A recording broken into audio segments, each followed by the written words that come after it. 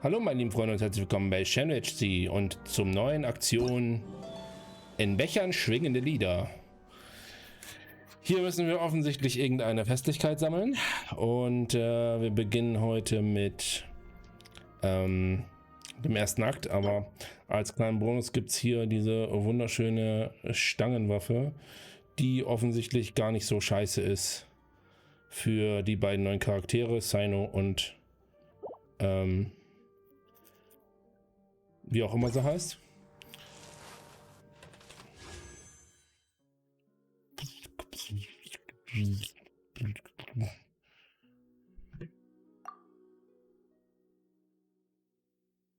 Candice. Dankeschön. Danke, Spiel. So.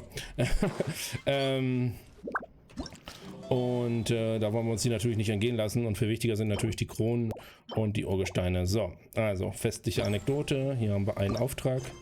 Und da gehen wir jetzt mal hin.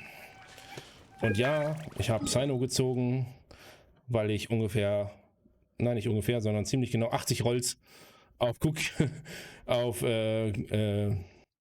Kokomi rausgehauen habe und nicht mal eine Dori bekommen habe in dem Banner. Also nicht mal den Forster aus dem Banner habe ich bekommen. Und jetzt habe ich direkt in einem Roll direkt Sino und eine Jean bekommen. Also, ja, what should I say? So kann es manchmal sein, aber mein Pity war auch schon auf Anschlag, also irgendwas musste kommen. Ich meine, war ich froh, dass ich das 50-50 dann gewonnen oder verloren habe? Ich weiß es ehrlich gesagt gar nicht. Aber wenn man beides bekommt, ist es auch egal. So, interessante Charaktere übrigens. Let me just confirm. Yes. All tasks on the checklist are complete. Traveler, Paimon, we are grateful for your assistance. Thank goodness you were able to come as soon as we contacted you. Who knows how we would have coped with all these commissions otherwise? It was nothing. The last couple of days have been pretty busy, but it was all super easy stuff, like delivering and escorting goods. When we heard that you were short on people, we thought we were going to be in for another long and drawn-out adventure. Being the seasoned adventurers that you are, it's true that you are suited to work of a much higher caliber than your recent assignments. However, this situation is unavoidable in Mondstadt at this time of year. Huh? Why's that? That's right. This is the ideal season for harvesting crops and fruits. And for the wine capital of Teyvat, it's also the all-important winemaking season. Farmers are anxious to sell off their fresh produce, and all the major wine merchants are seeking to purchase top-quality ingredients to make new product. Ah, well, no wonder we keep hearing people talking about wine these days. Huh? What do you mean? Seriously? Yes, I swear I'm not making this up. The acting Grand Master wants everyone to gather at headquarters in the main hall. Hurry! We need to leave right now or we'll be late. Hey, wait up! Why do those two knights look so flustered? Well, hello there. If it isn't the Traveler and Paimon. What a rare pleasure. Hiya! Just the person we need! Why is everyone running off to the Knights of Favonia's headquarters all of a sudden? Don't worry. This isn't one of those occasions where you need to come to everyone's rescue. All that's happened is that the Knights of Favonius have just received a letter from the Grand Master. Acting Grand Master Jean will be convening a meeting in the main hall shortly to go through it. Well, that's a relief. Wait, hold on a second. What did you say again? The Grand Master of the Knights of Favonius? Isn't that Varka? The leader of that legendary expedition? So, what did Varka say in the letter? How's the expedition going? When are they getting back? Oh, so interested in our Grand Master all of a sudden? Never knew you were such a gossip. It's only normal, isn't it? Bet you'd be curious too if there was someone you'd heard loads about but never met. Even Master Gene says he's a living legend. Oh, pretty hard not to get hyped up after hearing that. Besides, the expedition has been going on for ages, and we still never heard a single thing about what they're up to. The acting Grandmaster is very gracious in her appraisal. Varka brought quite a bit of trouble to those around him on the road to becoming a legend. I'll have to tell you about it sometime. Anyway, since this has piqued your interest, why don't you join me at headquarters, and we'll see what the letter says. We do miss our honorary knight, after all. It's been quite a long time since your last visit. Sure, let's go and see what it's all about. Bye, Catherine! See you soon! All right, take care now.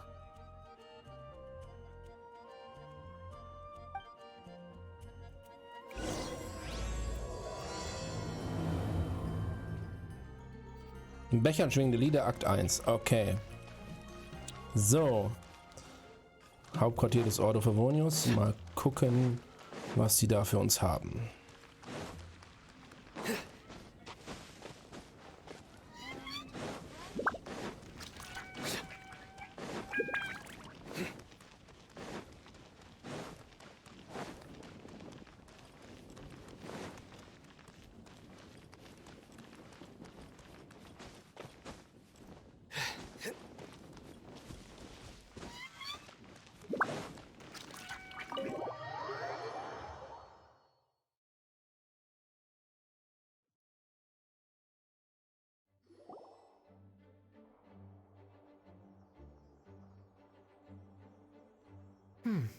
It looks like just about everyone's here. Hey there, cutie. Paimon. I didn't know you two would be coming. So you heard about the letter? Yep, we ran into Kaya near the Adventurers Guild. Oh, wow. Paimon's never seen so many people in the main hall at once before. Oh, Paimon's getting kinda nervous now. Don't get too carried away, all right? If I know the Grand Master, the fact that he has the time to be writing letters means it's probably nothing serious. It certainly won't be bad news. Kaya's exaggerating a little, but otherwise I agree. After all, Mika's not the kind of person who'd be able to keep it hidden if something were the matter. The truth would be written all over his face. Over there, look. The kid standing next to Jean in front of the staircase? He used to be a land surveyor in Eula's team. He's very talented in what he does, and a very reliable person. When the expedition team set out, the Grand Master appointed him to be the core member of the frontline team. He's the one that brought back the letter. Please, may I have your attention, everyone? Now that we're all here, let's begin reading out the letter from the Grand Master. Mika, please, go ahead. Yes, Master Jean. Right. Hello, everybody. I am Mika, surveyor of the Reconnaissance Company. Recently, I have been taking part in an assignment with the expedition team. I will now be reading Grandmaster Varka's letter aloud for you all. To the Knights of Favonius. Greetings, everyone. This is Varka. The first thing I want to say to you all is please put your minds at ease. The expedition is safe, and all of its members are accounted for. Oh, that's fantastic news. My palms are sweating.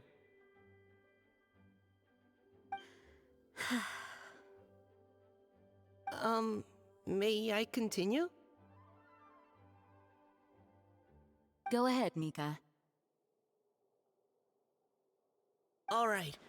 Now that your fears are allayed, I trust you'll be ready to listen to the rest of my letter. I'm writing to you from the northernmost reaches of Tevat by the light of a stove. The expedition forces are stationed here while we restock. I once told you that the purpose of this expedition was related to a dangerous secret from days long past. I am still unable to disclose more than this, but suffice to say that you needn't worry about how our mission is progressing. In the past couple of months, we received an unexpected visitor. The Fatui Harbinger known as the Captain. The Captain? I am fully aware of the Fatui's outrageous actions in Mondstadt in recent history.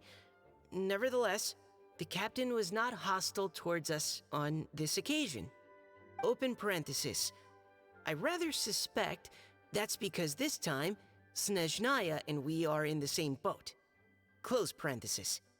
The man hides everything under the mask he wears, so no one can know his past or his origins. However, one thing is for sure. He is as hard as iron for having the courage to challenge gods as an ordinary mortal. I don't doubt that he could even take out a ruin guard by stabbing it in its big, glowing eye with one of Klee's crayons. Open parenthesis, don't get any ideas. Close parenthesis. Our scouts have confirmed that the Captain received orders to head for Natlan 3 days ago. We'll be able to sleep much better now that we don't need to worry about him anymore. I will admit that some of his actions have helped us, but even then, he owed us at least that much. This year's Weinlesefest must be kicking off in Mondstadt any day now. What a great pity that this year, once again, we will be unable to spend the festival together. Everyone here is always thinking back fondly upon the fine wines of Mondstadt, as well as the happy times we have spent with each and every one of you.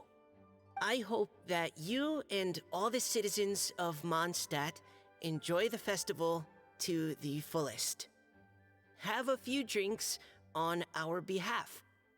The Dawn Winery's limited edition Weinlesefest seasonal special will do nicely. May Lord Barbados bless Mondstadt, and may the wind carry our sentiments back to your side. Varka. P.S. If you're wondering who's tougher between me and the Captain, well, I'm the Grand Master. There are 10 captains in the Knights of Favonius, but only one Grand Master. Ah ha ha ha ha. His laugh, not mine. The letter ends here.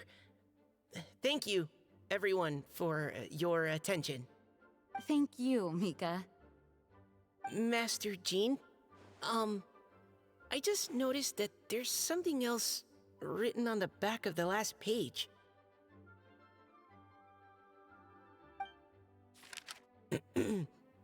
P.P.S. I ran out of paper, so I'll add this here. Lisa, the following is a message for you. This part seems to be from the Grand Master to Miss Lisa. Oh, for me? Seeing that it's a special message, Lisa, we'll discuss this in private. Everyone, as the Grand Master mentioned in his letter, the Weinlesefest is in just a few days. And how fortunate we are at this time to receive word that all is well with the expedition. Though they are unable to return to Mondstadt and spend the festival with us, the Weinlesefest will nonetheless be a major event that all of Mondstadt is looking forward to. I hope that everyone will guard your stations and perform your duties, both for our far-flung colleagues involved in the expedition and also for the hardworking people of Mondstadt. And of course, during your time off, I hope you will be able to rest, relax, and enjoy this long-awaited festival. That brings our meeting to a close. Dismissed. Did Paimon hear that right? They ran into the Fatui's captain? Who knows what that was about? But it must have been important. But, Fatui Matui! The real big deal here is the Weinlese Fest. Sounds like there'll be loads of free food and drink. Paimon wants to hear more. Hey, cuties. How about we go and chat with Jean? You didn't get a chance to say a proper hello with so many people here. Sounds good. All right, let's go.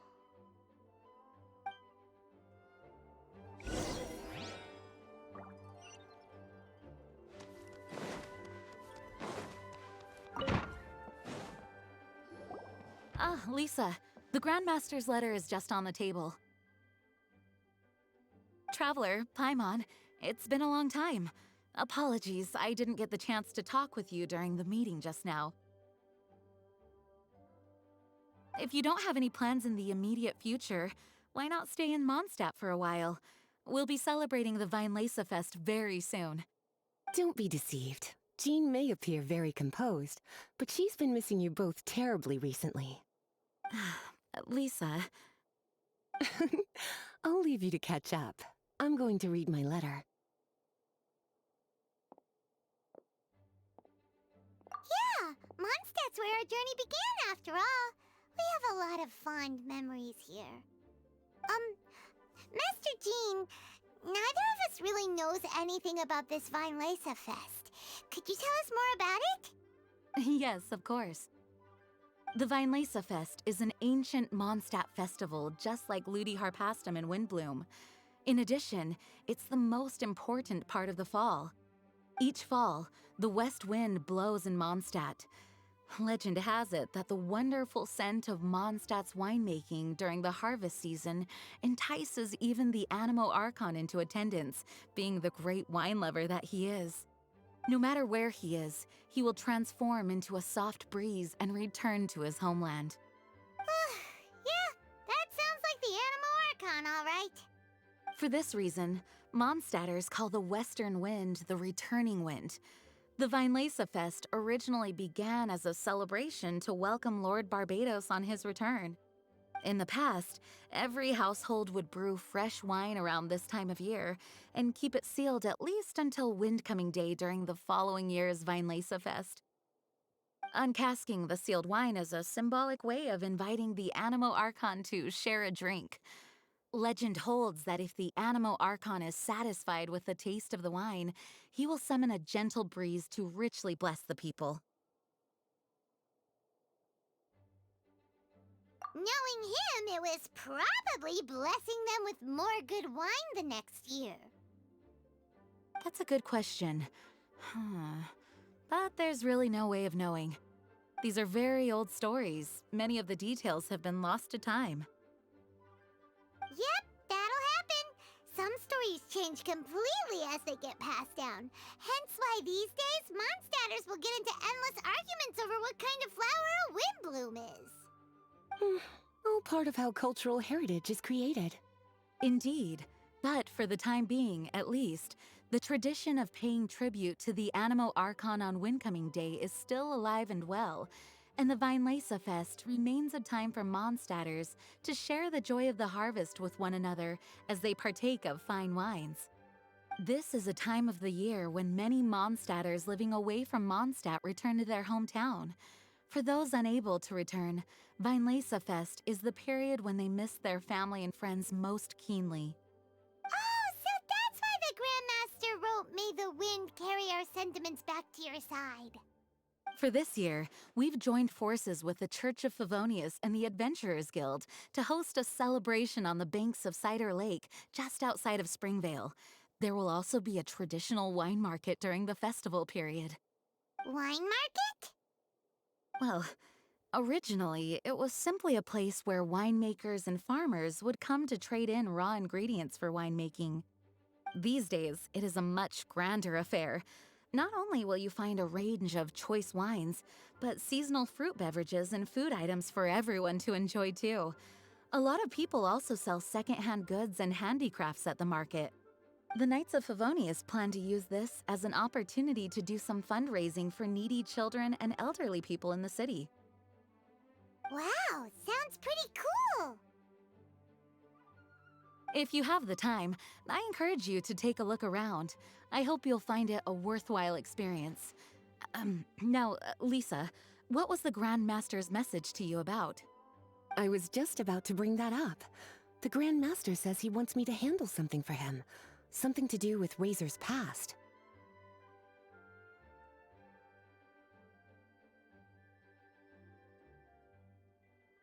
Razor told us that he was raised by a pack of wolves in Wolvendom. He never knew his parents. In his own words, the wolf pack is his lupical, which means family. Yes, that was as much as I knew as well. But in his letter, the Grand Master says that in the cabinet above the third bookshelf, to the right of the grandfather clock in Jean's office, there's a wooden box containing some items that Razor's parents left for him. He says it's time to give the box to Razor. Does this mean the Grand Master knew Razor's parents? It would seem so. The Grand Master didn't simply run into Razor one day in Wolvendom and teach him how to use a sword. No, the connection between them goes back much further. Wow! Well, come on! Let's go find Razor! He'll be pretty excited to find out something about his true parents!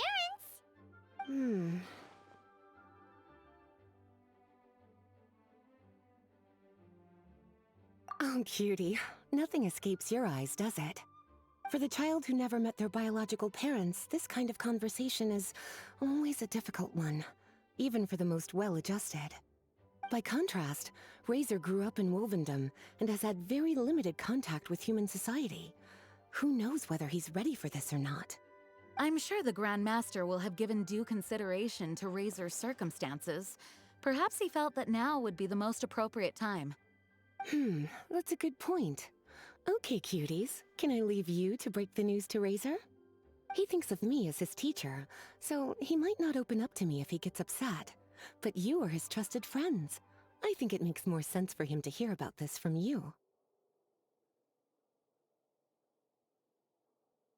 Thank you, sweetie.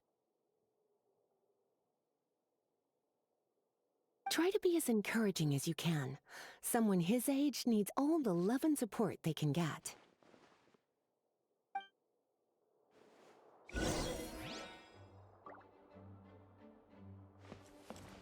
So, viel Story. Aber mal gucken.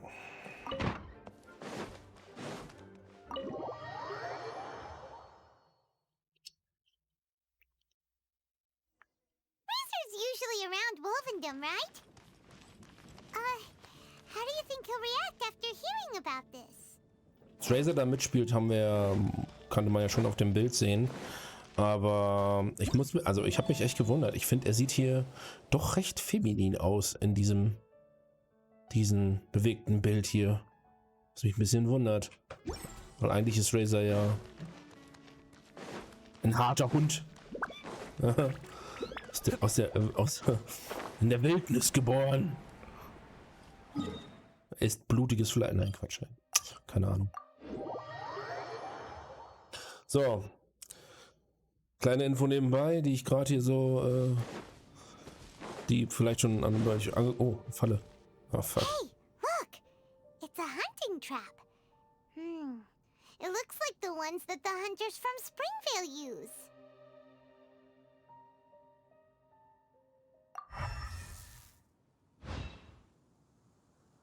Huh?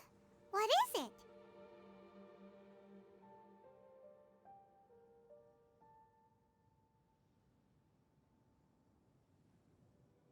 Electro-energy? Paimon wonders if it could be Razor. But Paimon thought he was pretty good at avoiding the hunters.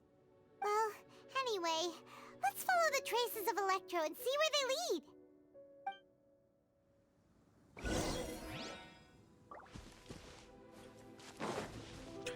Google Stadia. There's another trap up ahead. And can you feel Alter, hier that kann man electro-energy too? nicht einen Satz sagen, ohne dass hier wieder irgendwas passiert. Google Stadia das Projekt wird eingestellt, was ich sehr, sehr schade finde. Ich bin tatsächlich Kunde dort. The electro traces lead deep into Wolvendom. Let's keep going. Alter Paimon, ey, gehst du mir auf den Sack. Oh Mann, ich bin 2,5 Meter gelaufen. Laber, laber, laber. Fick dich.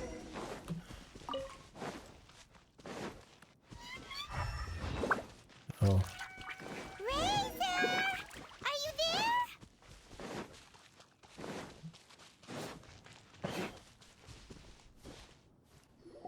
All right. The last trap has been set. Razor, thanks for coming with me all this way. It's okay. My legs are strong.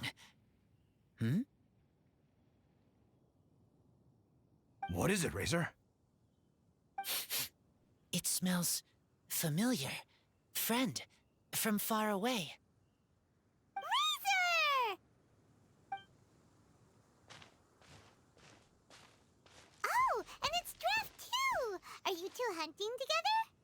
Yes, it's almost harvest season, and the boars are venturing into the towns and wineries looking for food.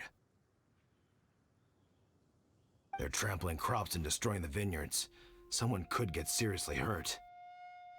The Knights of Favonius came to us asking for help, keeping the boars a safe distance away from the population.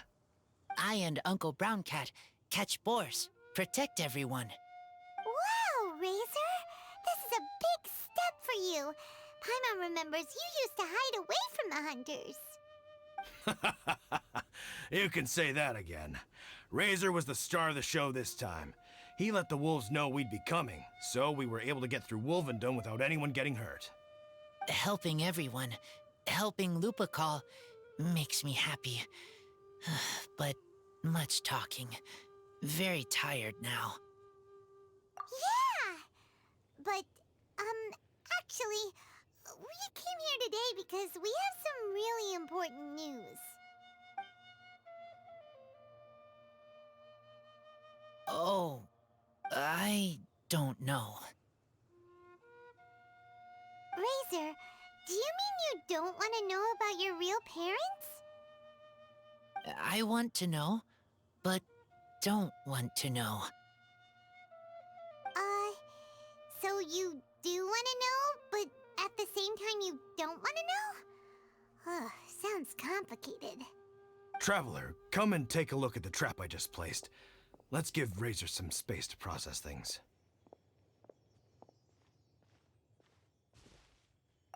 Yes, I have some thoughts about this after seeing how Razor reacted. We've been hunting together a lot recently. The kid might not talk much, but still, I feel like I've come to understand him a little over the time we've spent together. Here's what I think. He definitely wants to find out about his parents. It's just that his fear of the unknown is overwhelming everything else he's feeling. I'm a father myself, so I know a thing or two about kids. You know, when Diana was little, if I got back late from a hunt one night, she'd be watching me like a hawk for days afterwards, as if she was worried that I might abandon her. Do you mean Razor's worried that he was abandoned by his own parents? Exactly. I think that's the heart of it. And if it turns out they did, well, I don't think there's anything we could say to console him. That's not my only concern, though. Razor is developing at his own pace. There are lots of issues that can't be solved all in one go, but he's making progress, one step at a time. But now this thing with his parents is added into the mix. It might push him to want to figure out once and for all where he comes from and where he's going. Seems like a similar take to Lisa's. Maybe all mature adults think like this, huh? Wait, but then again, Master Jean had a different view. She said it's more about trusting other people and in your own instincts. What do you think?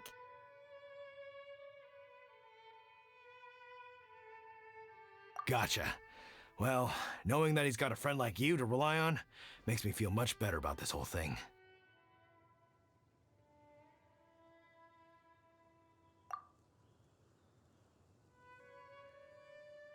Okay, got it. Right, let's head back. We don't want to keep him waiting.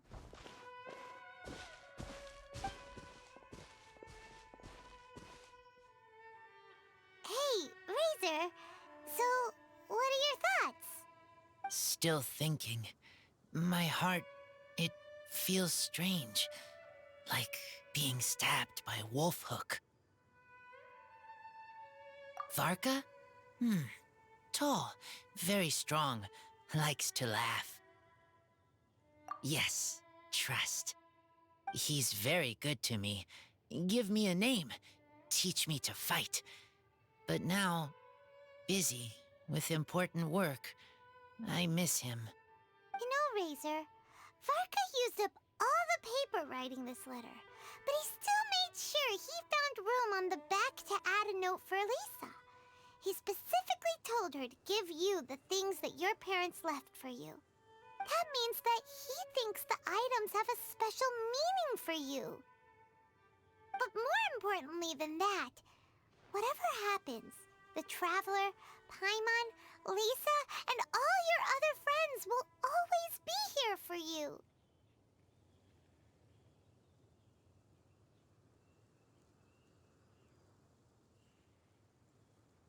That's right. And old Uncle Brown Cat's here to support you as well. Okay, thank you. I decide I want to go with you to see teacher. That's the spirit, kiddo. Well, you folks better be heading off then. I'm just about finished here, so I'll be heading home very shortly myself. I'd better try and get plenty of father-daughter time in before the Fine Laser Fest starts. Bye, Draft. See you again next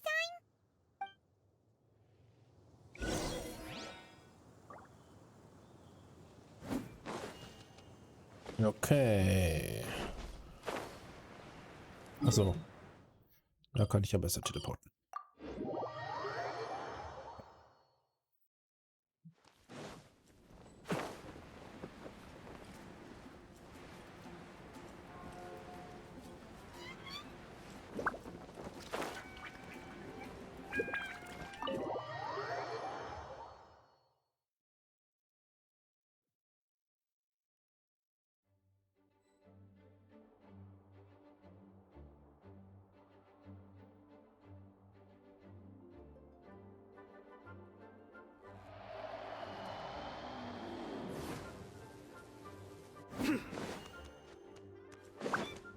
So. Lisa,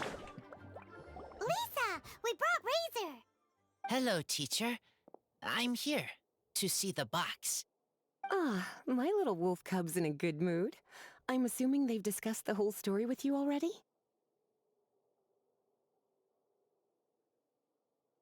Here, this is it. The wooden box. I haven't touched it, except for taking it out of the cabinet. When you're sure you're ready, you can open it yourself. Yes, I am sure.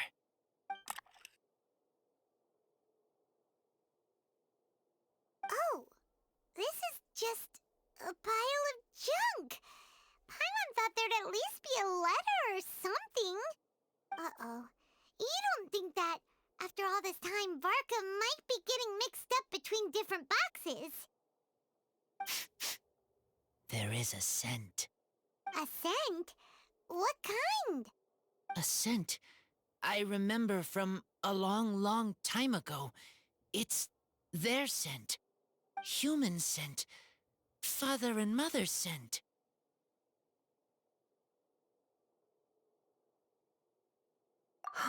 Incredible. You still remember scents from all the way back in your childhood. Wow. You have a really good sense of smell, Razor. Guess being wild by nature has its advantages. Oh, let's see what other leads we can find. This woolen hand puppet looks kinda wonky. Guess it must be handmade, huh? Is this a part from a ruin guard? Wait! Hey, look! This wine bottle is still half full. And there's a note stuck on it. 1,000 wind wine. Oh, so it's a bottle of 1,000 wind wine? Teacher, you know? Of course. 1,000 wind wine was the first kind of wine that Mondstadters ever learned to make, or so they say. As to how it got its name, some say it's a reference to the numerous ingredients used to make it, while others say it's because every bottle tastes slightly different.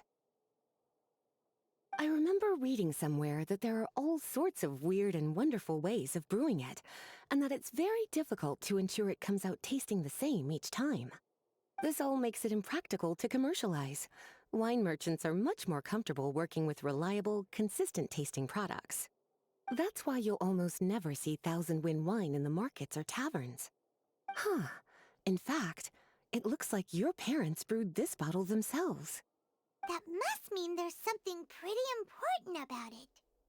Oh, Paimon has an idea! Razor, you got a good nose. Why don't you open it up and take a whiff? Maybe it'll tell you something. Okay.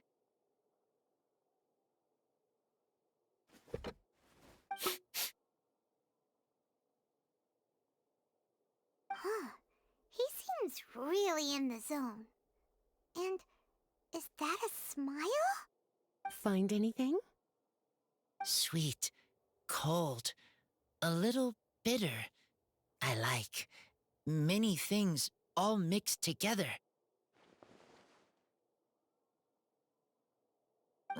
But things in wine smell different. Even you can't tell what it is, Razor? I will try again.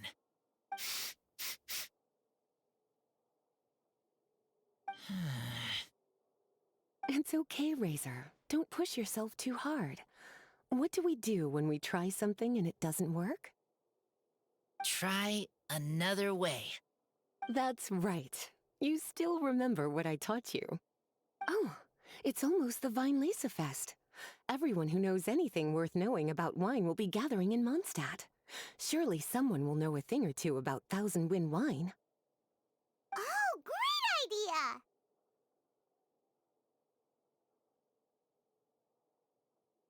Make sure you don't miss the opening ceremony, cutie. Everyone will be there. Razor, you should go too. It'll be a good opportunity to ask around. Okay. Ask many people. I will try. Don't worry, we'll be right there with you. We can be your go-betweens. You know, like you were with the wolves for Draff.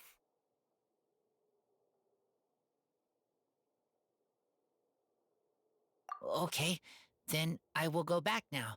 I need to tell Lupacall about Human Mother and Human Father. Great! See you at the opening ceremony.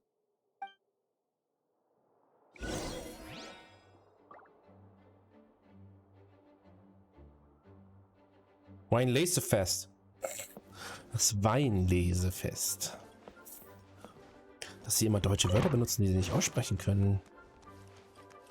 Ich kann mir aber auch vorstellen, also ich meine, gut, dass es auf Chinesisch und Japanisch auch nicht viel anders klingt oder viel besser. Der englische Sub, okay, der ist ein bisschen für den Arsch, aber so. Übernächsten Tag. 1. War das 8 bis 10 oder so, ne? Habe ich jetzt richtig gelesen.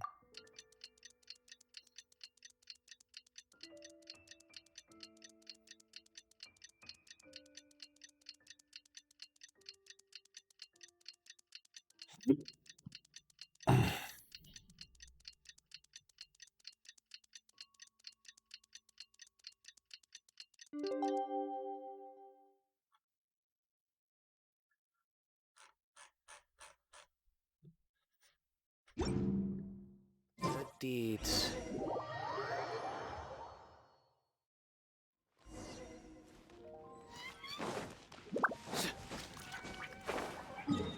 Wo ist das denn? Da. Quellingen. Ach, hübsch. Schön dekoriert. Thank you, everyone, for your patience. I am pleased to announce that this year's Weinlese Fest has officially begun. We hope the residents of Mondstadt and visitors from all over will enjoy the magnificent wines and experience the joy of the harvest. When Windcoming Day arrives, we will hold a grand toasting ceremony to welcome the Animo Archon Barbados back home. Let the wind lead. Let the wind lead! Razor, here! You're here already! So many people. Come on, let's sneak out of here. There's someone we gotta find. Find? Who? Just some tone-deaf bard. But he's also a know-it-all and loves nothing more than drinking, so he might actually be able to help.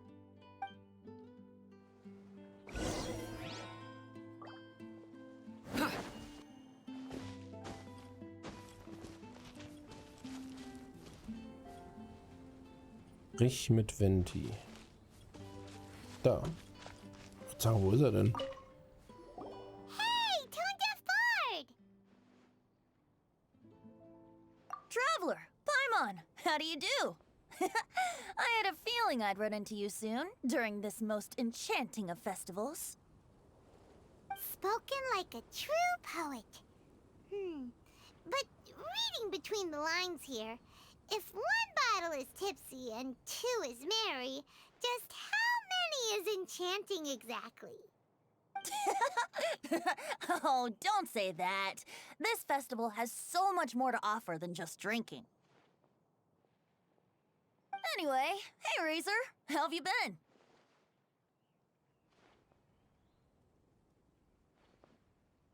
All right. I have a question.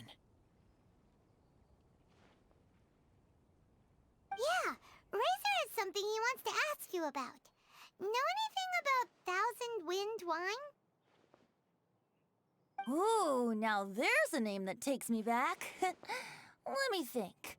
How long has it been since I last heard someone mention Thousand Wind wine? Razor's parents left him a box with a half bottle of wine inside, and there's a label on it that says Thousand Wind wine. We heard there's a lot of history behind this type of wine, and the brewing methods go way, way back, so we figured you'd be a good person to ask. It smells good, but don't know what's inside. I see. So you want to know how Thousand Wind wine is made? Well, you came to the right person. I happen to know a little rhyme called, well, as it happens, Thousand Wind wine. I was going to save it for Windcoming Day, but far be it from me to deny an early serenade to a friend in need. How about it? Shall I recite it for you?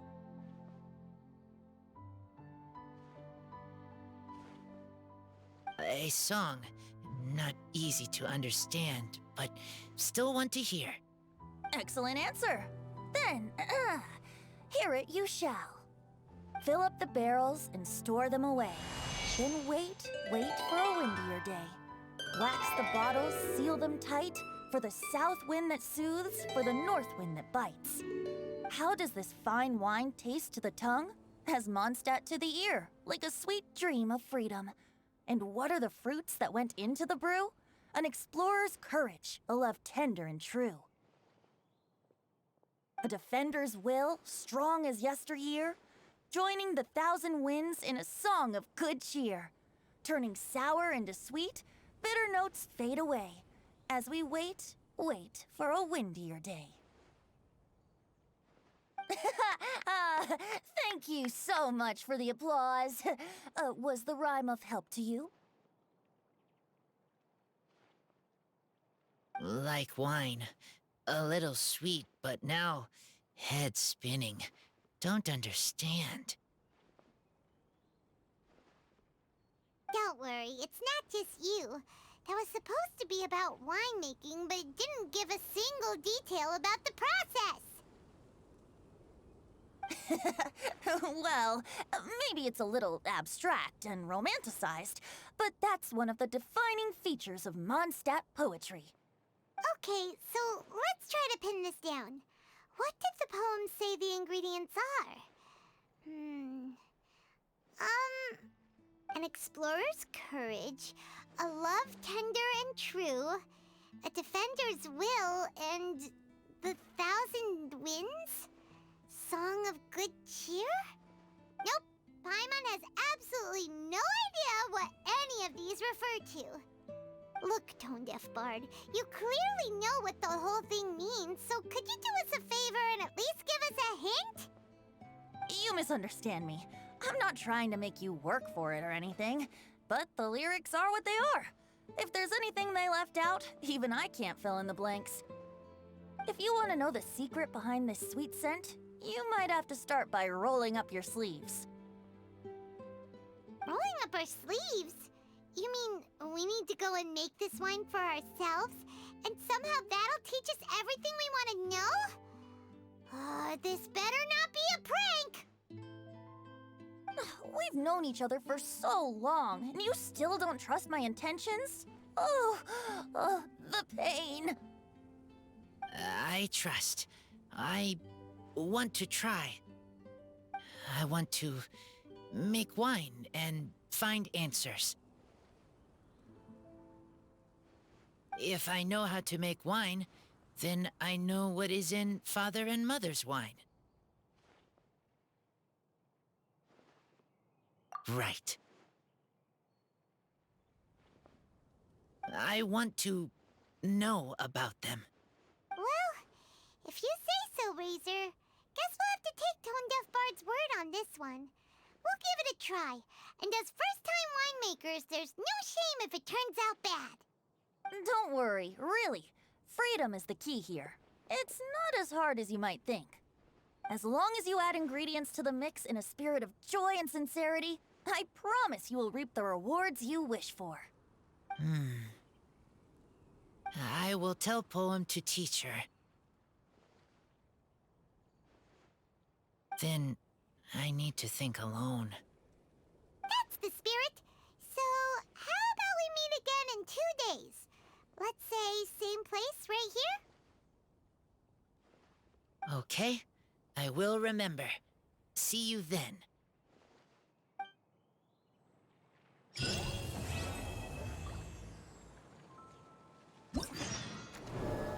So, das war's anscheinend. Mit dem Vorgeplänkeln. Oh, das ist ja ein hübsches Bild. Herbstliche Annalen der Katastrophenvorbeugung.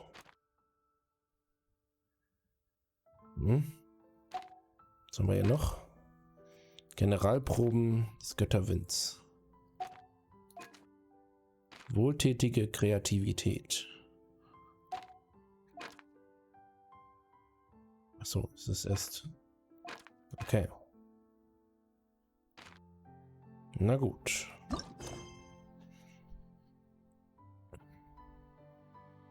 Wohltätigkeitsverkauf.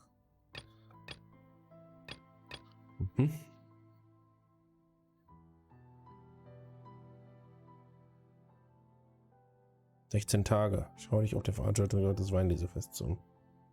Okay. Let's go and browse while we still have the chance. Finanzmittelbeschaffung. Ich würde einmal hier gucken. Ach so, das sind also die Aktionsdetails. Okay. Gut zu wissen. Gehen wir hier hin.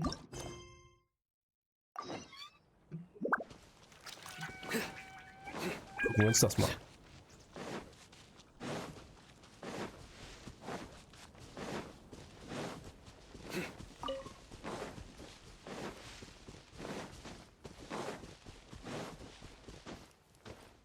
Okay. Nicht mein smartest Move, gebe ich zu.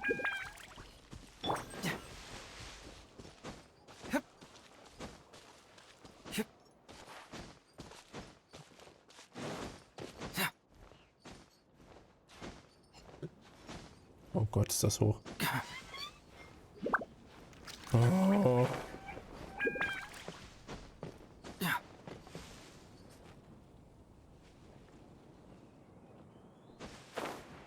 Oh.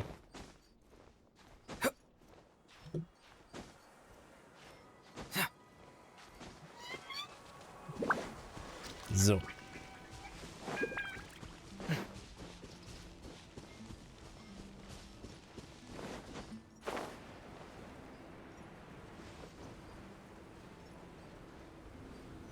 Äpfel. Okay. Kann ja nicht so lange dauern. Gibt ja nicht so viel Belohnung hier, das Ding. Bitte nimm mich auf die Jagd. Werde mich auch ganz bestimmt nützlich machen. Beruhige dich erstmal. Auch wenn wir derzeit nach Leuten für Jagd nach Waldschweinen suchen, hast du keinerlei Jagderfahrung. Deshalb können wir dich nicht einstellen. Ach, was soll ich nur tun? Wird meine Abhandlung wird sie etwa zusammen mit dem Wildschwein? Gut. Hey, warum schaut ihr zwei denn so missmutig rein? Was ist passiert? Oha, bist du nicht der legendäre Reisende? Kopf hoch, junger Freund. Vielleicht kann dir der Reisende helfen. Ich fühle Ärger auf mich zukommen. Sag das nicht. Jeder weiß doch, dass der Ehrenleiter von Mondstadt nicht nur sehr fähig, sondern auch sehr hilfsbereit ist. Also, wofür benötigst du unsere Hilfe? Die Sache ist so, weil in letzter Zeit häufiger Wildschweine auftauchen und wir nicht genügend Jäger haben, suchen wir derzeit nach Freiwilligen, die uns dabei helfen, Wildschweine einzufangen. Dieser junge Student aus Somero will sich uns zwar anschließen, doch seinem schwachen Körper nach zu urteilen, ist er für diese Arbeit sicher nicht geeignet. Hey, bist du nicht ein Student? Warum willst du an der Jagd teilnehmen? Waldschweine mögen mit ihrem runden Körper niedlich aussehen, aber sie können sehr gefährlich sein, wenn sie auf dich zustürmen. Punkt. Wenn du nicht so agil wie Shen bist, versuch am besten nicht, dich ihnen zu nähern. Ja, ich weiß, aber ich möchte mitmachen, weil ich in der Nähe eine legendäre Kreatur auftauchen könnte. Moment, eine legendäre Kreatur? Ja, er redet wohl von dem Wildschwein mit dem weißen Borsten, das ich vor einigen Tagen entdeckt habe. Ich habe es eben zufällig erwähnt, als ich mit ihm gesprochen habe. Ich habe ihm diese Art von Wildschwein zwar tatsächlich noch nie zuvor gesehen, aber sind sie wirklich so besonders? Aber natürlich, soweit ich weiß, war das Wildschwein, das du gesehen hast, ein Schneeschwein, das schon vor 100 Jahren ausgestorben sein sollte. In letzter Zeit gab es zwar Abenteurer, die behauptet haben, die Fährten dieser Tiere im Drachengrad entdeckt zu haben, aber weil die Augenzeugenberichte nicht eindeutig waren, wurden ihnen in den Kreisen der Gelehrten kein Glauben geschenkt. Ich will offen mit euch sein, ich bin ein Student der Lebenskunde an der Sumerer Akademie und ich will mich bei meiner Abhandlung nicht für eine Richtung entscheiden Weil ich mich bei meiner Abhandlung nicht für eine Richtung entscheiden könnte, bin ich zum Weinlesefest gekommen, um ein wenig abzuschalten. Wenn ich einen handfesten Beweis dafür finden könnte, dass die Schneeschweine nicht ausgestorben sind, dann wäre das eine sensationelle wissenschaftliche Entdeckung und meine Abhandlung wäre in trockenen Tüchern. Achso, Shan, findest du nicht, dass viele Leute in der Akademie getroffen haben, ähnliche Sorgen haben? Das Studium ist zwar wichtig, aber Gesundheit und die Grundlage für alles. Ist die Grundlage für alles. Ich muss aber an seine persönliche Sicherheit denken. Wir können ihn wirklich nicht mitnehmen. Reisender, bist du also dazu berechtigt, an seiner Stelle einen Jagdtrupp anzuschließen? Mit jemandem wie dir an unserer Seite hätten wir es bei der Jagd sicher viel leichter. Und wir alle hätten mehr Zeit, um für ihn nach den Fährten der Schneeschweine zu suchen. Wirklich? Bitte seid unbesorgt. Ich verfüge über ausreichend Forschungsgelder. Ich kann euch Entlohnung bieten, mit der ihr zufrieden sein werdet.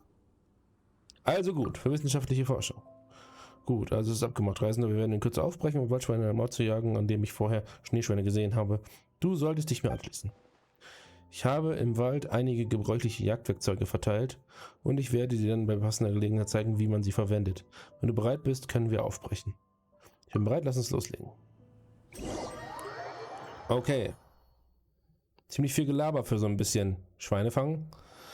Während der Aktion Herbstliche Annalen der Katastrophenvorbeugung, Vertreibung musst du Wildschweine, Katastrophenvorbeugung, Vertreibung, musst du Waldschweine aus dem bestimmten Gebiet vertreiben, wobei du nur Standardangriffe einsetzen kannst. Je nachdem, welche Art von Wildschwein, ich will immer Wildschwein sagen, da steht Waldschwein. Waldschwein du vertrieben hast, bekommst du die entsprechende Punktzahl. Sobald die vorgegebene Zeit abgelaufen ist, wird die Gesamtpunktzahl berechnet. In dem Gebiet können verschiedene Objekte auftauchen, mit denen du die Waldschweine besser vertreiben kannst. Mit Jägerschild kannst du Waldschweine Schaden zufügen und deine Ausdauer wiederherstellen, während Lockfalle dazu dient, alle Waldschweine in einem bestimmten Gebiet auf einen Schlag zu vertreiben. Okay, klingt cool. Klingt witzig. Oh.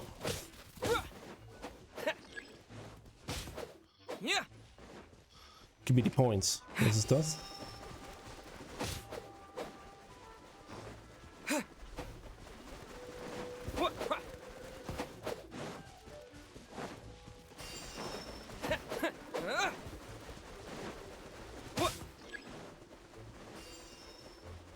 Lockfalle ist bereit.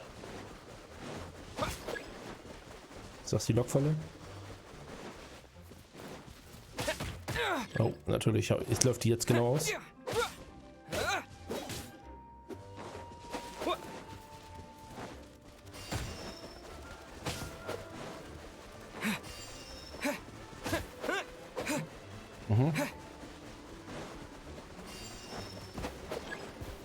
Man braucht nur in die reinlaufen.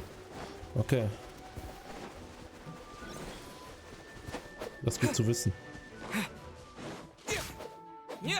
Wo ist das Schwein erschienen?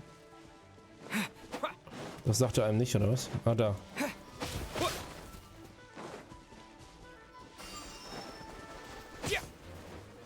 Da. Damn. Hier sind keine Schweine mehr. Was mache ich jetzt? Lokvolle ist fast bereit.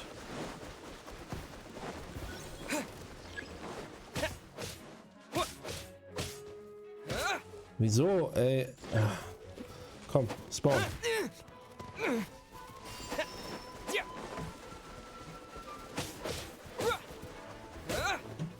Wo ist er? Nein, nicht wegrennen. Scheiße. Naja. 4450. Schneeschweine 4. Ferkel 39. Okay. Das könnte man jetzt sicher, jemand, der schlauer ist als ich, könnte das jetzt sicherlich ausrechnen, was da wie viel gibt. Ja, okay, es gab auf jeden Fall alles, was ich brauche. Anscheinend. Nice. Ah, jetzt kann man hier die Belohnung einsacken, oder was? Ah. Das ist ja süß, das Bild. Hier gibt es doch Urgestein für. Okay, das war in dem ersten noch nicht so ganz klar. Auslöschung. Okay.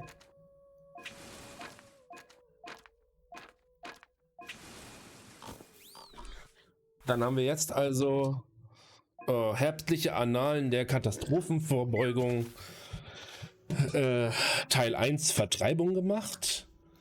So, und wenn man jetzt noch weiter zurückgeht, dann ist das die Festliche Anekdote Klänge aus der Ferne. Und, oh Gott. Weißt du, wie soll man so einen Titel zusammenkriegen? Viel zu lang. Genshin, was soll das? So, egal, wir haben ja noch mehr festliche Anekdoten. So, das heißt, da können wir erst gleich weitermachen. Okay, dann können wir hier das noch weitermachen.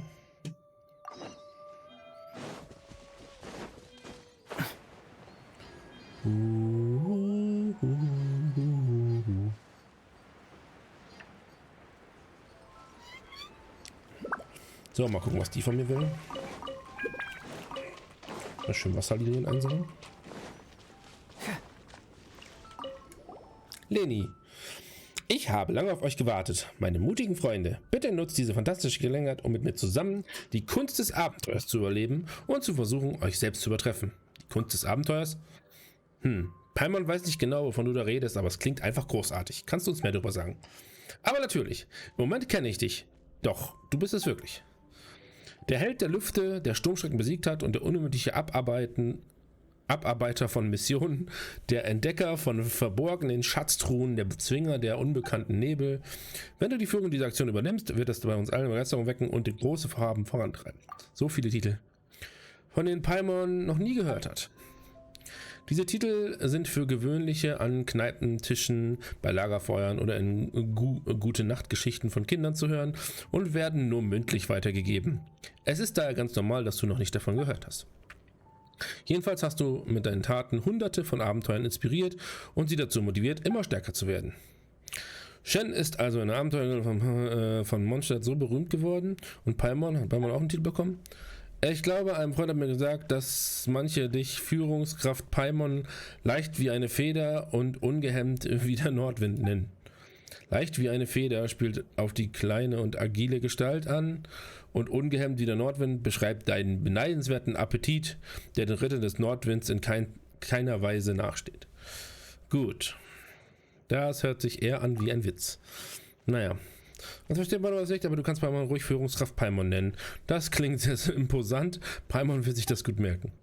Die Sache ist beschlossen. Egal, bei was du unsere Hilfe brauchst, Führungskraft Paimon und Shen, der ungehemmte Abarbeiter der Schatztruhen der Lüfte, die Schatztruhen der Lüfte und Bezwinger von Missionen werden dir helfen, so gut wir können.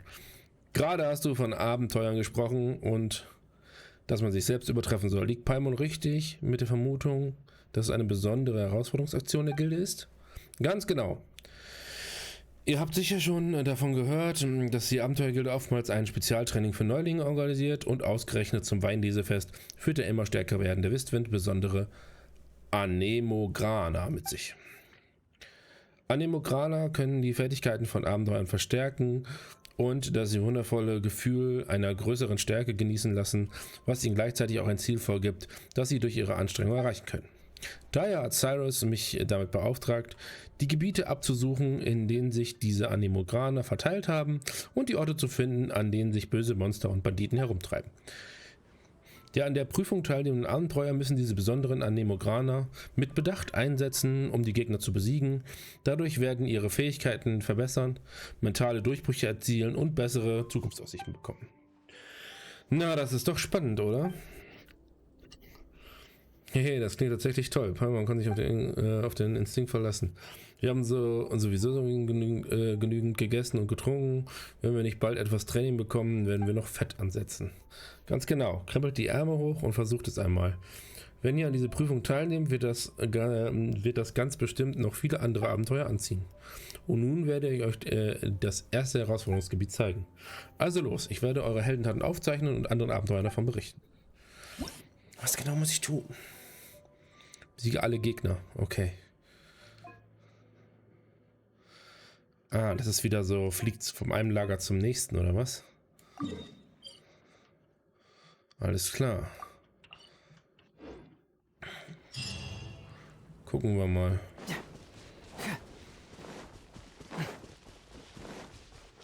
Was Ähnliches hatten wir schon mal. Das war eigentlich ganz cool. Ich weiß nicht, ob ich es mit dem Team packe, aber...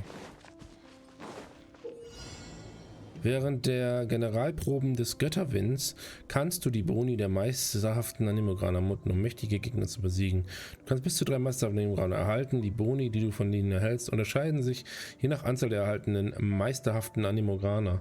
Diese meisterhaften Anemograner sorgen auch für unterschiedliche Boni in den 3 verschiedenen Herausforderungsgebieten. Ein Bonus, der in einem Gebiet wirksam ist, wirkt nicht in den anderen Gebieten. In jedem Herausforderung gibt es 5 feindliche Lager.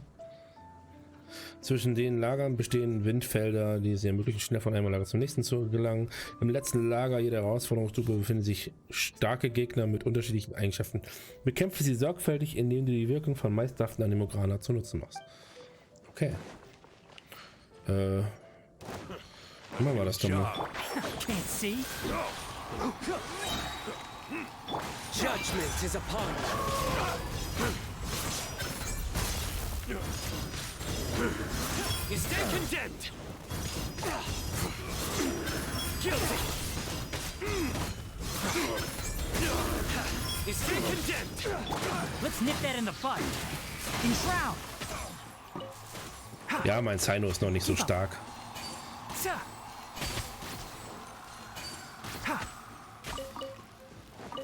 Keep up. Confess. Want a taste of my hammer? Try this on for size. Surrender.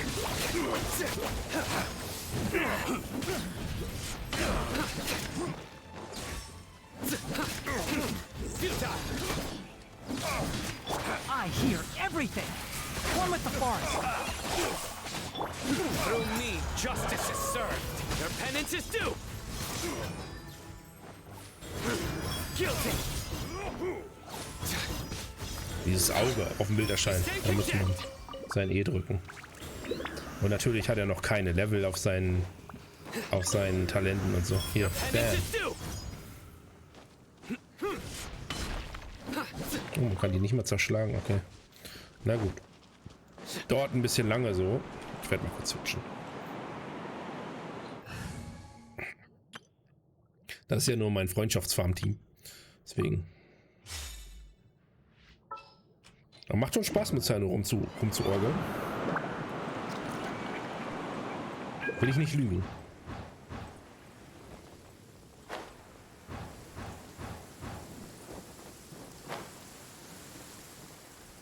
The fireworks are gonna get soaked. Let's find shelter quick. Oh, we're not going to make it.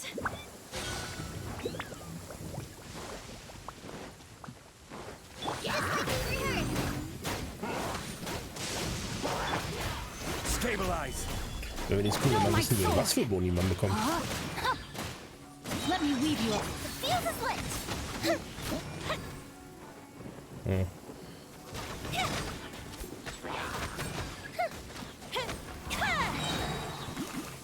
Es regnet das hier, wenn ich hier Feuer anwende. Frechheit. Oh Mann, wirklich? Häng ich immer noch an der Säule? Okay, cool. Ja, richtig nice. Man sollte das ausstellen können, dass man die Säule hochklettert. Ja, für den einen brauche ich jetzt das aktivieren. So viel dazu. Jetzt wäre Sino wahrscheinlich stärker gewesen mit dem Regen. Naja.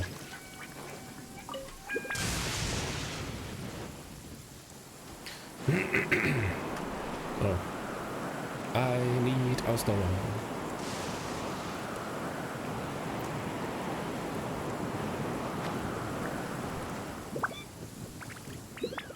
Piu, piu, piu.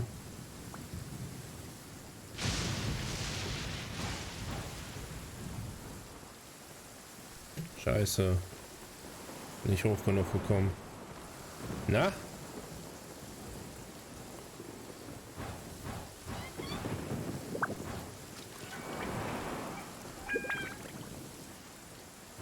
Kurz anhalten.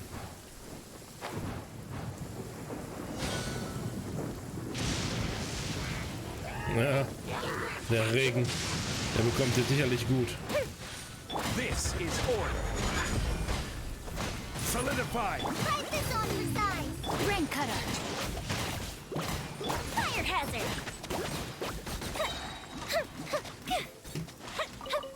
Wo sind die Gegner? Oh, wirklich? Mein Gott. Kill ich die schon so schnell, ne? Und dachte mir, okay, kann ich ja nicht mal meine Mutter mit in die zweite Welle nehmen. Nein. Vergiss es, Gandalf.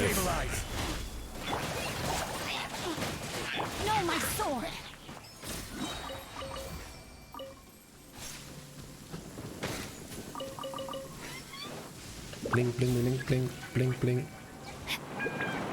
Ich muss hier tatsächlich sehr weit flattern.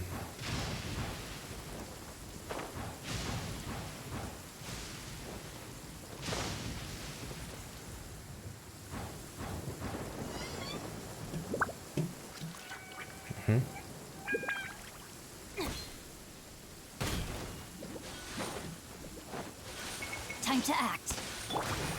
Solidify. Ja, sowas von einfrieren. Yep. Yep.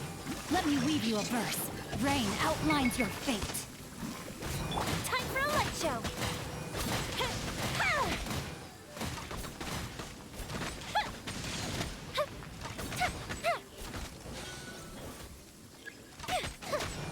This is order.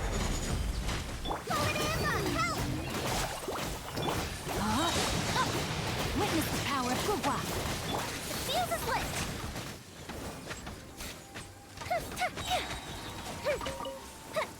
An dir schmeckt das Wasser sicherlich auch. Aber ich finde es gut, dass die was droppen. Das ist immer gar nicht so selbstverständlich.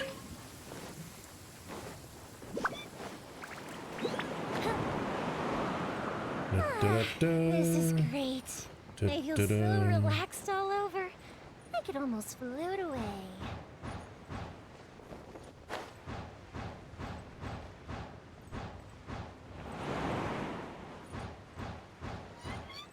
Oh, direkt in der Arena, huh? Okay. Yep.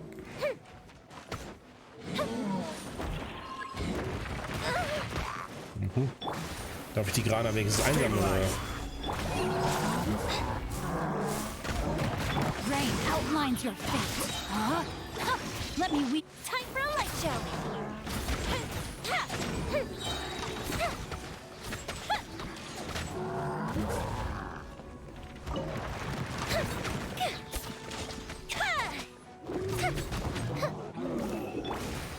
Solidify! Fight this on yourself! No, my sword! Rain outlines your fate. Fuse is lit. Der hat wirklich gut gedrückt. So. That was it with it. I think. So, Feuer an. Sehr gut. Dann schauen wir doch mal. Erstmal, was zur Hölle ist das? Oh. Harzverbrauch. Wie lange das wohl schon offen ist. So.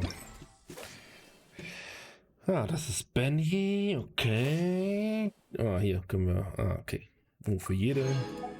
Ne? Ich dachte schon, für jede gibt es Urstein. Aber Festlichkeit gibt es für jede. Die letzte gibt 60 Urgestein.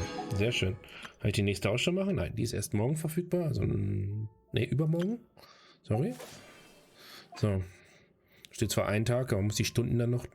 Da steht quasi ein Tag und so viele Stunden. Okay. Mhm. Alles klar. Ah, eine haben wir ja noch. Und die darf ich erst ab morgen machen. Gut. So. Also nachher. Wohltätigkeitsverkauf. Okay. Dann einmal noch.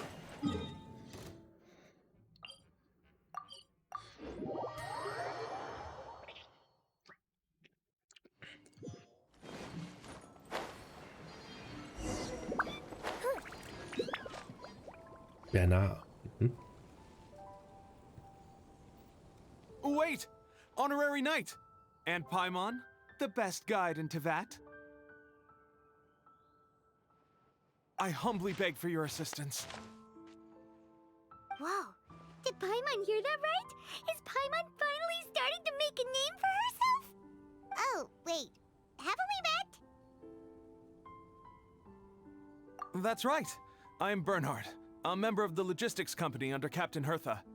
Normally, I would hope to become better acquainted before asking for a favor like this, but time's running out, so I really have no choice. Please help me rescue the charity event. The charity event? Oh, right! Master Jean mentioned that. So, what's happened? Well, the Knights of Favonius wants to run a stall during the festival. The idea is for all profits from the sales to go to charity. Specifically, the funds will provide support to disadvantaged children and elderly citizens. We drew lots to decide whose job it would be, and as it happened, I was the lucky winner. I really didn't want to screw this up, so I asked all around for advice, but my experience is in inventory and shipping. Now I'm supposed to run a whole shop, but it took me forever just to think of what to sell. I'm already completely out of my depth. And that is why I humbly beseech you to render your assistance. Yeah! Also, no need to be so formal. So, you said this is to help out the kids and old folks of Mondstadt, right? Sounds like a great cause! He's an honorary knight, and Paimon's a longtime friend of Favonius. We'll be more than happy to do our part. Oh, I can't thank you enough. Right, let me get down to brass tacks. Before we can open shop, we need to amass a supply of fair brew jellies. This is the basic currency that we will use when running the stall. The wine merchants in the area are in dire need of raw ingredients for winemaking. Sell them raw ingredients and they will pay you generously in fair brew jellies. Also, there are some international customers looking to purchase beverages in bulk during the Weinlesefest period. They're on the market for an agent to handle their purchase orders. In the interest of establishing a long-term business relationship, these customers are usually willing to offer a generous price, and there's also room for negotiation with the wine merchants.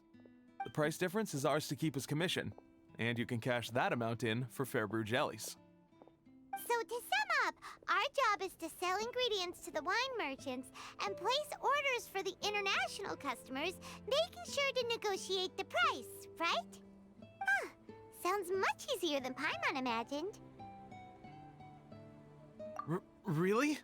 Well, that's wonderful. I have one order here with me already. Mr. Chevirme from Sumeru wishes to purchase 50 crates of fruits of the festival. These beverages can be bought from the Angel's Share stand. The shopkeeper's name is Georg. He's a very nice man, but he won't be pushed around. Please consider the price carefully and try to reach a good deal with Georg.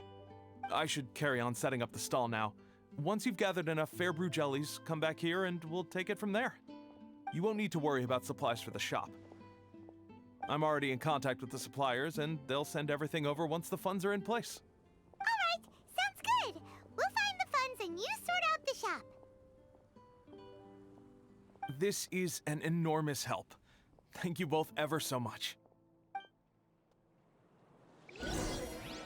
So verhandeln, das ist ging ja bisher immer sehr gut. Kriege ich hier noch eine Einweisung oder scheint nicht? Hi there, Georg. We're Chevirme's agents.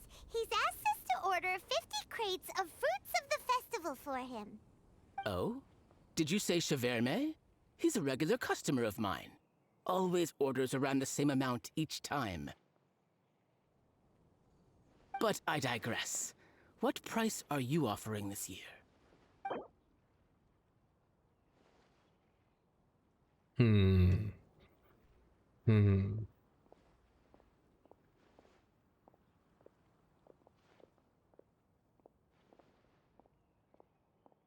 I'm sorry. Did you even speak to Chevirme before deciding on a price? You must be joking. That's much too low.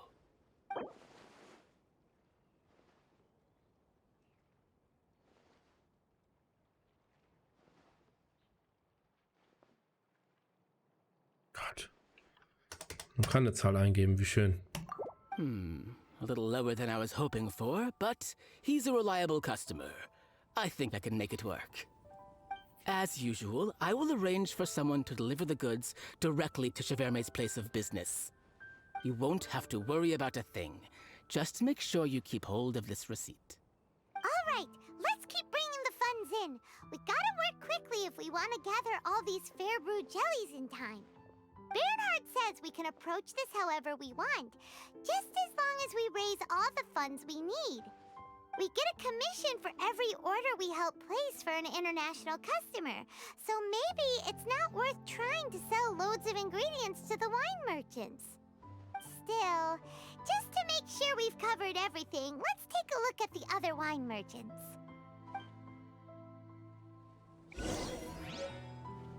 Ingredients for wine brewing need to be chosen carefully. General goods?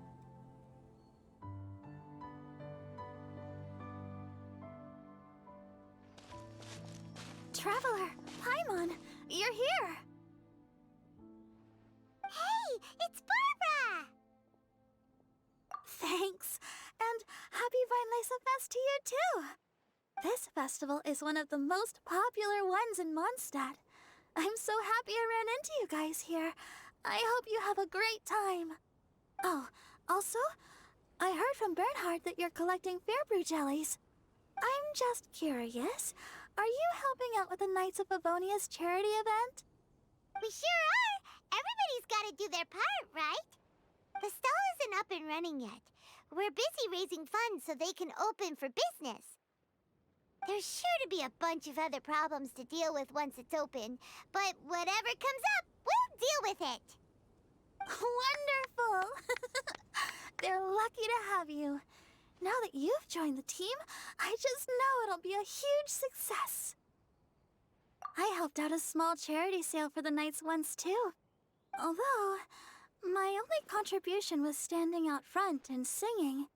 Oh, and I also met the bard, Venti, there. He even persuaded me to perform an impromptu song with him. The music he plays is quite refined and elegant. At first, I didn't want to sing too loudly in case I ruined the style he was going for. But he sang a harmony to guide me in, and before long, we were sounding great. In the end, the audience loved it, and we sold a lot at the event. So Barbara's worked with the tone-deaf bard before? Yeah. Too bad we couldn't fit it into the schedule this year. The Church of Favonius wants to hold a sung poetry event somewhere with a nice view during the festival, which means I have to go to rehearsal. Yep, sounds like we've each got our own important work to do. Let's give it our all! Oh, thank you both. Well, maybe I can't stay here and sing, but I still want to do a little something to contribute. I can help promote your stall. Should I make some big posters? Or maybe some flyers to hand out? I'll have to pick a memorable slogan, too. And maybe it'll seem more sincere if I sign them. Oh, then again, maybe telling people in person would be more effective. Wow! With Barbara helping out on the marketing side, this charity event will get loads more attention! It's fine, really. It won't take me too long. Oh, now I feel a little embarrassed. Let me think about it a little more and talk to some other people about their marketing experience. Traveler, Paimon, I'll see you later.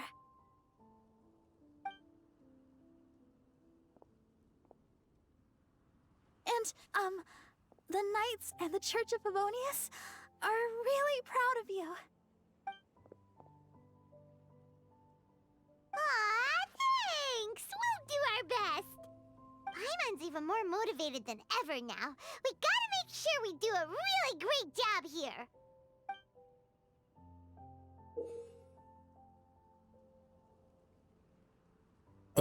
Während der Aktion Wohltätige Kreativität kannst du die folgenden beiden Methoden anwenden, um genügend Geld zu sammeln, bevor du deinen Wohltätigkeitsladen eröffnest. Verkaufe Weinzutaten an Weinhändler. Hilf Kunden aus der Fremde bei ihren Bestellungen und kassiere somit Arbeitsgebühren.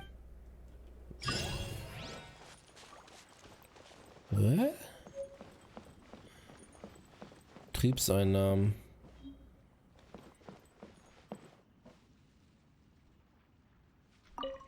Was muss ich hier machen? Entschuldige, während der Feier hat Jona Urlaub. Ach, du bist nicht in den sehen. Das gibt's echt selten. Ich möchte Rohmaterialien zur Herstellung von Wein verkaufen. Fräulein Margret. Ah, okay. Zutaten verkaufen. Oh, Löwenzahnsamen sind teuer.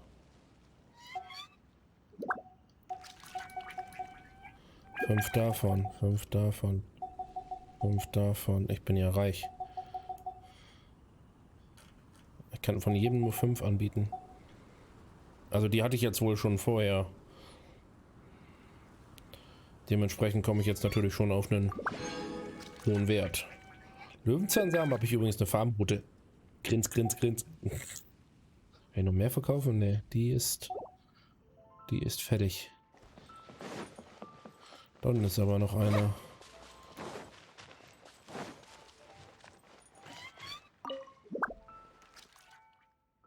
Wenn wir was trinken, fest bitte alle erwarten Wein, heißen Materialien. Willkommen, bitte schaut vorbei. Ich möchte. Apfel. Dämmerfrucht. Äpfel habe ich nicht viele. Die sind scheiße zu farmen. Aber es gibt eine Menge. Also wenn ihr mal Äpfel braucht, wegen irgendeinem Gericht oder so, da gibt es eine Menge tatsächlich. Eine Menge Spots. 9800. Betriebseinnahmen. So. Kann ich hier noch mehr machen? Im Moment sehe ich noch nicht mehr auf der Karte, aber...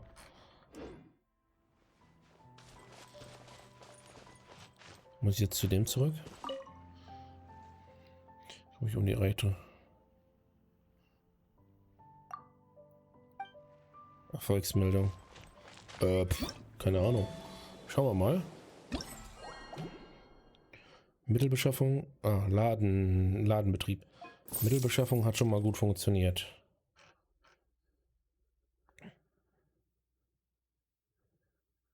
Ach, guck mal. Die folgenden Beschaffungsmissionen.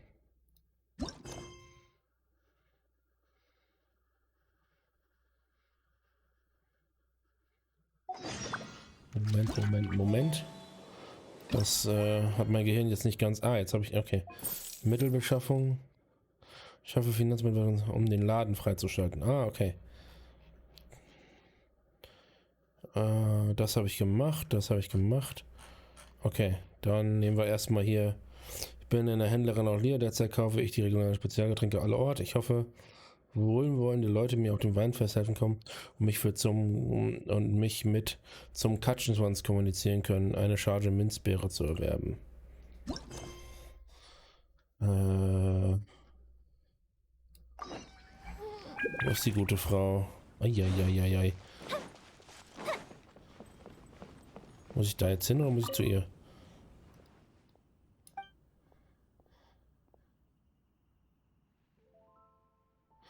Ne, Moment, ich muss erst zu ihr anscheinend. Mach ich das mal. Bup, bup.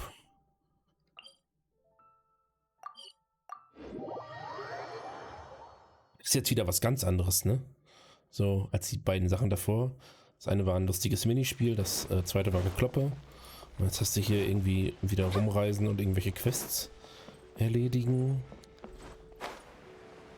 Und auch noch vertont mit haufenweise Gelaber.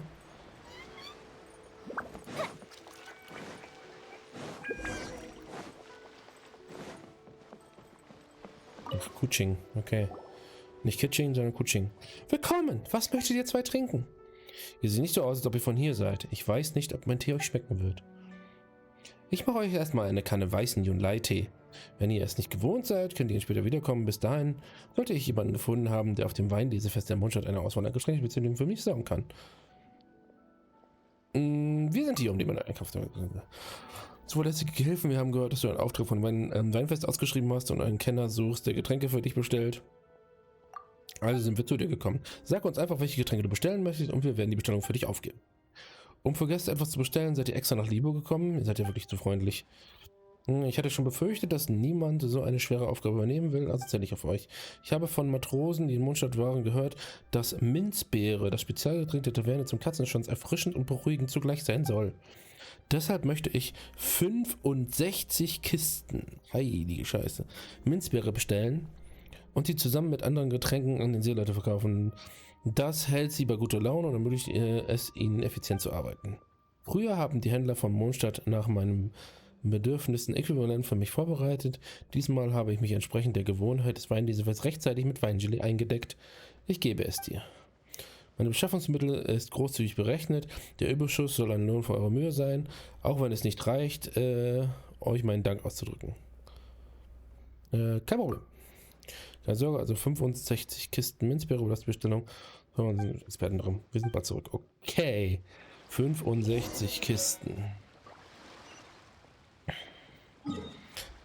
Kriege ich irgendwo noch mehr Informationen, wie viel ich dafür verlangen kann? Das ist die Frage. Also wie viel... Ne? Wie viel ich da falschen kann? Glaub nicht. Ich probiere es einfach. Ich mache einfach auf gut Glück. Was soll's. Willkommen im Stand zum Katzenschwanz. Gibt es etwas, das ihr zwei gerne kaufen möchtet? Hallo, Freie Indianer. Wir sind hier mit einer Großbestellung zugekommen. So. Warum was Kutsching kaufen möchte. Oh, der neue Laden der nördlichen Angestellten in Leeway. Die Matrosen vom Dornmannshaven haben auch schon in Erinnerung gesprochen. Ich glaube, Margaret hat auch schon Rohmaterial gekauft. Als Kutsching kürzlich eine Angestellte Getränke die Matrosen verkauft hat, hat sie diese auch gebeten, für das Quellwasser zu werben. Sie kauft das Wasser aus dem Kindchendorf zu einem hohen Preis und verkauft es dort, wo es gebraucht wird. Dabei macht sie nur einen minimalen Gewinn. Durch ihre Vermittlung können Auswärtige mit dem Quellwasser aus dem Kindchendorf einzigartige Weine herstellen und die Alten aus dem Kindchendorf verdienen auch ganz gut dabei. 2 Fliegen mit einer Klappe. So eine Hintergrundgeschichte. Klingt jetzt wirklich ein guter Mensch.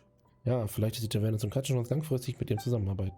Als Zusammenkunft, wie viel wollt ihr für eure Minzbeere ausgeben? Du. Fange ich mal bei ihr bei 12,5 an. Ja, 12,6.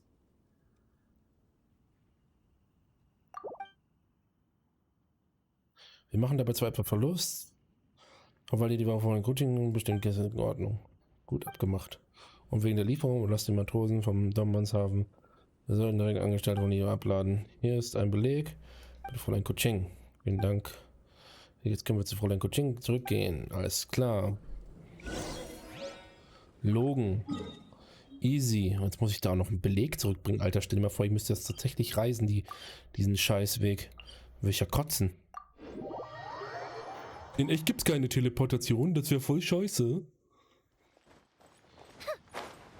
So.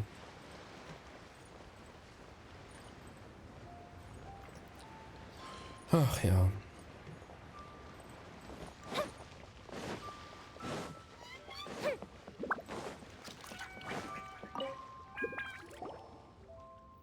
Danke, Ching, wir sind zurück. Wir haben die Getränke bestellt, morgen verschifft und sollten bald an der Hier ist der Beleg.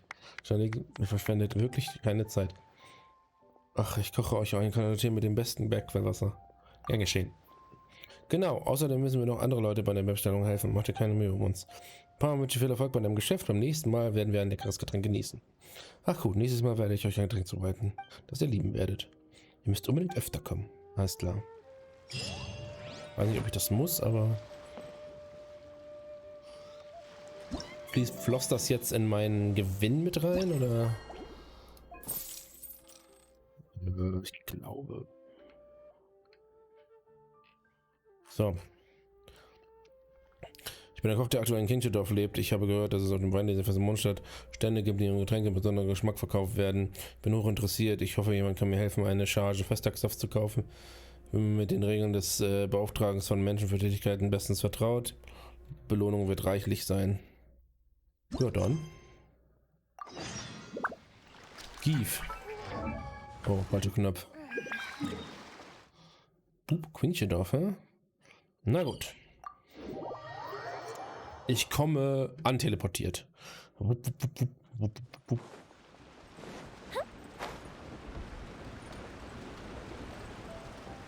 Chinche. Quinche? Chinche? Chinchedorf. Chinchedorf? Chinchedorf. Chinche? Chinchedorf? Chinchedorf? Chinchedorf? Guanchui.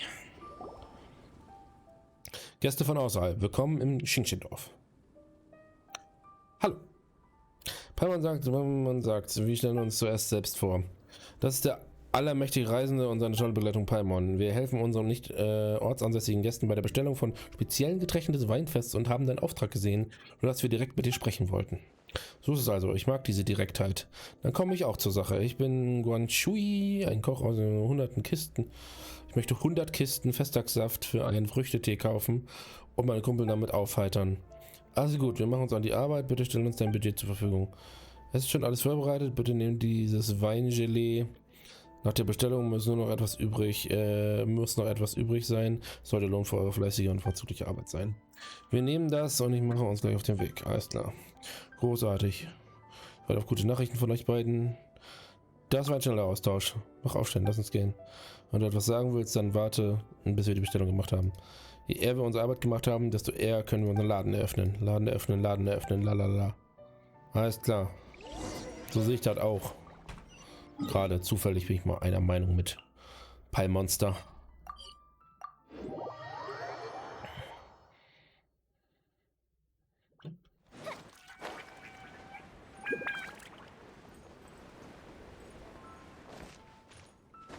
Hallo? Alter.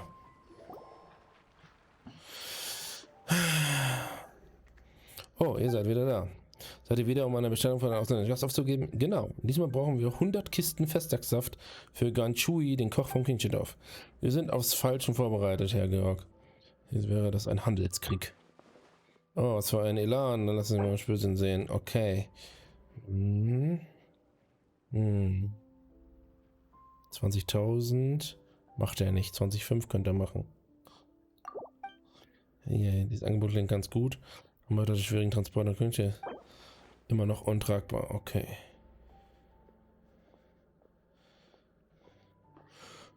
Ich mag diese krummen Zahlen nicht, ne? Oh. Echt jetzt? Okay, dann gehe ich ein bisschen in die Vollen. Oh.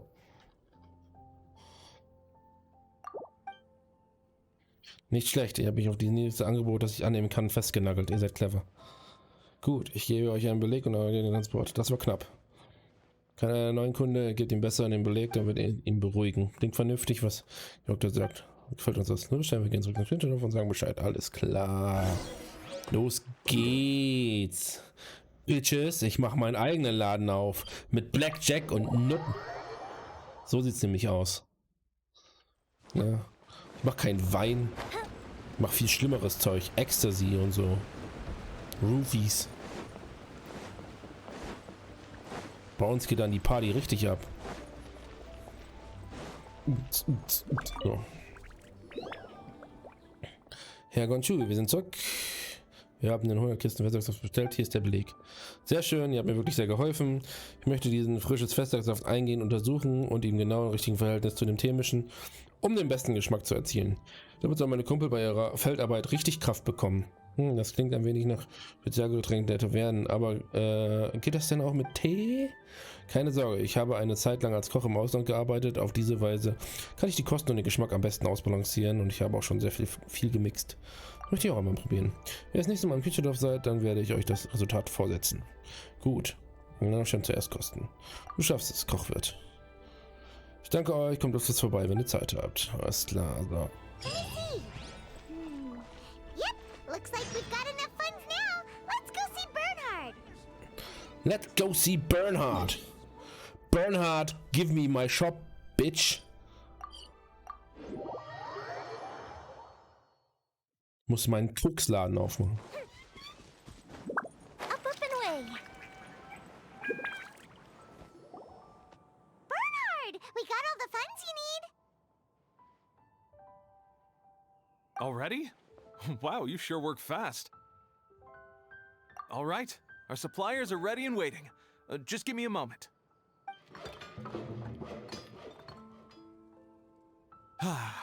What do you think? Not bad, huh? Of course, if you're in a creative mood at any point, feel free to redecorate the place however you want. It's great! Really looks the part. The shop definitely needs a name, though. How about, Favonian Goodies? Hyman will take that as a compliment. Okay, Bernhard, so what do you need us to do next? Gathering the funds was a monumental task. It must have been very demanding. So don't worry about all those other menial things that need doing. I'll handle those. You both have more experience than me. It'd be great if you could figure out the more managerial level things like our sales strategy, SOPs, USPs, QC principles, KPIs. I've got to be honest. I hear other store owners using these terms, but I can't say I really know what they mean. I just know they're important, which means they're probably best dealt with by you. So in other words, we'll be the shop owners who make the big business decisions, and you'll be the shop assistant doing all the actual day-to-day work? Yep. My strength is in execution. Your shop, your rules. I am but a tool to be used however you see fit. That sounds a little extreme. This is for charity, remember? We're not some cutthroat business executives. All right, why don't you go ahead and take a type 5, Bernhard? The two of us need to touch base on strategy.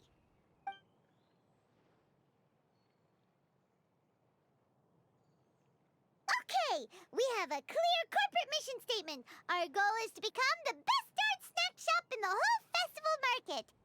Now let's all prepare to give 110% as we receive our first customers. Traveler? Paimon? What a surprise! Mona and Fischl! You came to check out the market, huh? One was wise to follow one's intuition and ask Lady Magistus to join the Prinzessin on a tour of this folk festival.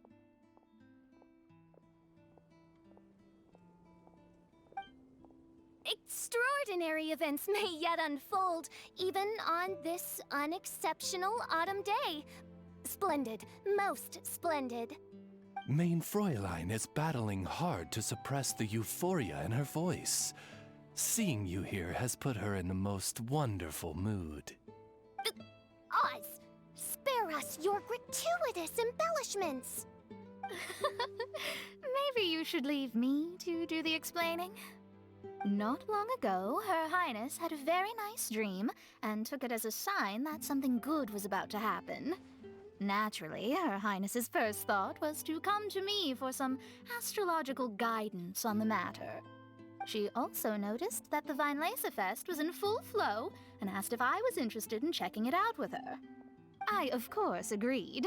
I can take advantage of the festival period discounts to purchase some bulk supplies for my present column writing spree.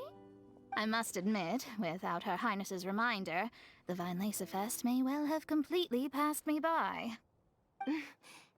Lady Magistus, might Her Highness remind you that the dream of which you speak occurred no less than 9 days ago?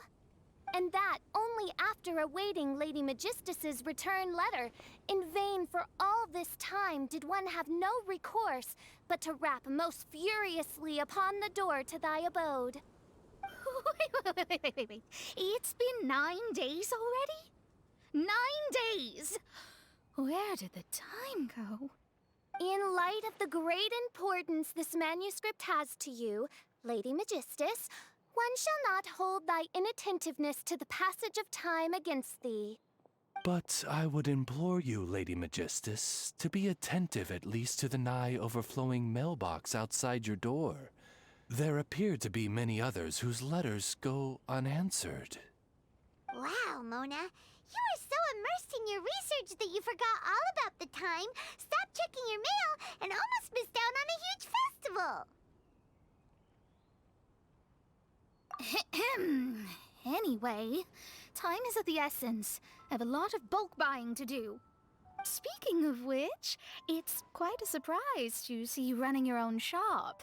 And a snack shop at that, the most important kind. Oh, actually, we're just helping someone else out. Feel free to browse around. Let me think. Can you recommend anything that, goes well with a drink? Sure can. If you got the hangries, then look no further. Just stop time and check the menu. Wait a sec. Goes well with a drink. Uh-oh. Is the writing going that badly? You know drinking isn't gonna solve your problems, right? As it happens, Main Fräulein has been visiting Mona quite frequently as of late. It is possible that Lady Magistus is feeling the pressure from the constant interruptions. Huh? Oh, no, it's nothing like that. This has nothing to do with drinking or with officials' visits. You all need to calm down. Recently, Her Highness invited me to try her signature cold-cut platter. Die Heilige Sinfonie. It had such a unique taste, and every bite was so sumptuous. Before I realized it, I had finished the entire plate. Wow. Well, an empty plate is the highest compliment you can give to the chef. Die Heilige Sinfonie is an excellent dish. It's filling, full of energy, and has a long shelf life. And, if I'm not mistaken, it's often paired with alcohol, yes? It is, in almost every respect, a far superior dish to the so-called satisfying salad. The sole exception being the steep price. Fortunately, however, the Fest is upon us. A festival during which not only are wines sold at discounted prices, but also wine-related food products. This opportunity is a godsend. I cannot let it slip by. Rejoice, Lady Magistus. That dish was but a spontaneous creation, hastily made in a moment of need while on a royal excursion. You shall have many opportunities to enjoy far finer culinary delights than this. Main Fräulein means to say that this dish represents a mere fraction of her full capabilities. But of course, far be it for me to suggest that the true breadth of Her Highness's culinary brilliance can be displayed in a single dish. However, I cannot expect the sovereign to serve her subject. What I mean is, I can't keep letting you cook for me when you're a guest in my home. At the very least, I should have something more than salad in store for when people come around. With any luck, I'll be able to find something to your taste here. Huh? Mona, is that really what this is all about? Mein Fräulein, might I suggest alternative phrasing that would be more faithful to your style? Perhaps, long had I foreseen this, or thou needst not fret over thy affinity for salad. Most indeed, Lady Magistus. You have long since earned the recognition of your prinzessin. Devote yourself to deciphering the secrets of the starry sky. You need not spend precious hours in search of additional ways to delight me. Don't worry. I won't always be as busy as this. It'll be quite nice to work on some other skills when I have the time.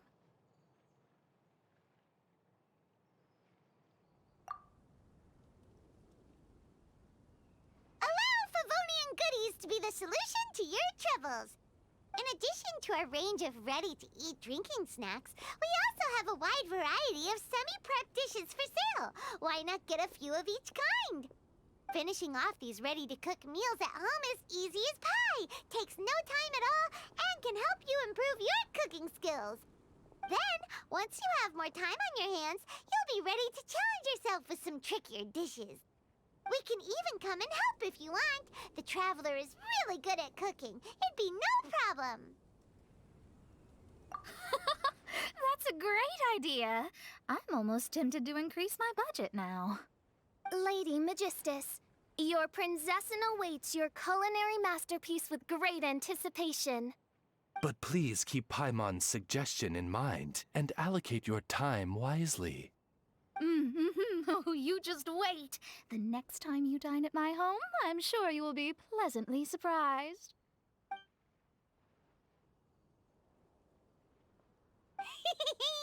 Favonian Goodies has just completed its first sale! That's right! And it makes Paimon so happy to see a delighted customer find something that they really like.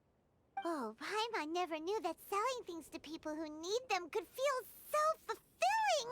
Looks like being a shop owner is a pretty cool job after all. All right, let's keep up the momentum and get our name out there!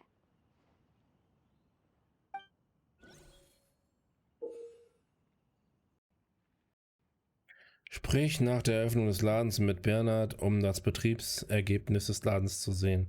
Vor jedem Kundenzyklus beginnt, musst du das Geld gut einteilen und die 3 Richtlinien deines Ladens anpassen. Höhere Betriebseinnahmen können erzielt werden, wenn jede Richtlinie ihren Zielpunkt erreicht. Übersteigen die investierten verfügbaren Finanzmittel den Zielpunkt über die Richtlinie, kannst du weiter zusätzliche Betriebseinnahmen erzielen. Gott, Alter, dann wird das jetzt eine Wirtschaftssimulation oder was? Nach einer bestimmten Anzahl von Kundenzyklen kannst du Ladenstratageme einsetzen, die den Ladenbetrieb fördern können.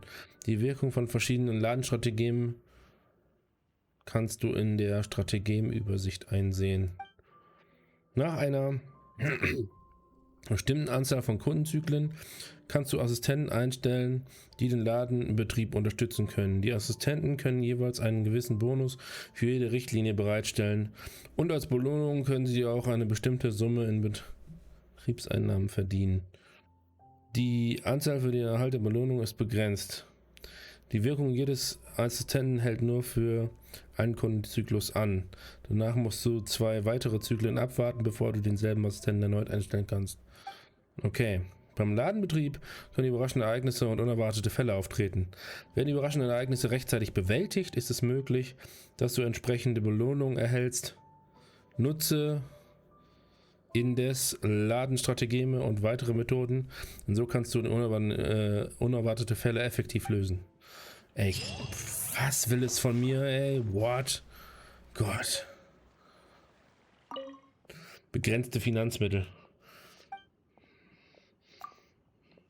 Es läuft reibungslos, bitte hör dir meinen Geschäftsbericht an. Okay, 2000. Warenqualität. Da würde ich ein bisschen mehr reinsetzen. Oh.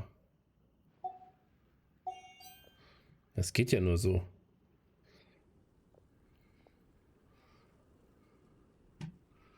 Imbisstand. Geschäfte öffnen. Zykluseinnahmen. Hey.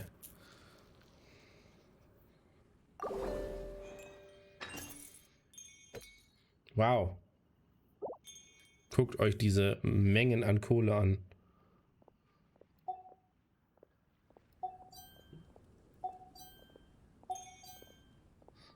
So, ich würde jetzt quasi noch mehr Warenqualität.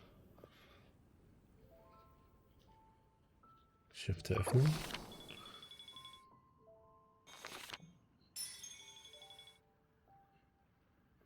Überraschendes Ereignis, Strategie und Praxis. Du hast das erreicht und hast die Inspiration erhalten.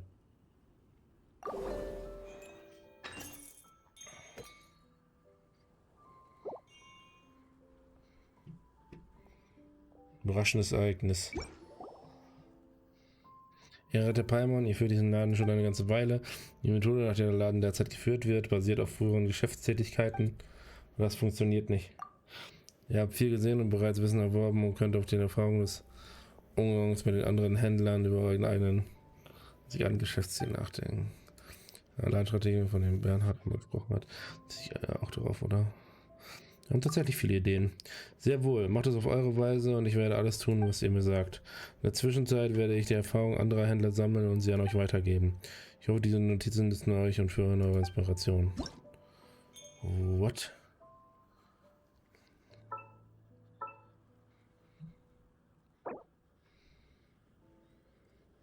Achso. Warte mal, dann...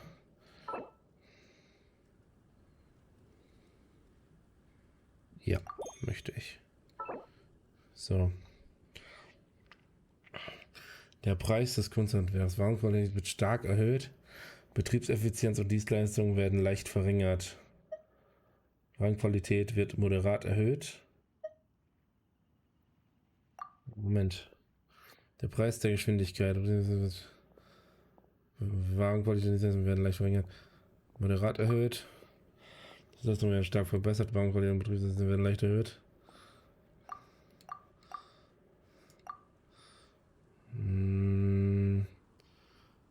Gucken wir mal. Wie sehr. Uiuiuiui. Da komme ich aber nicht hin. Nee, das geht nicht. Das ist zu viel.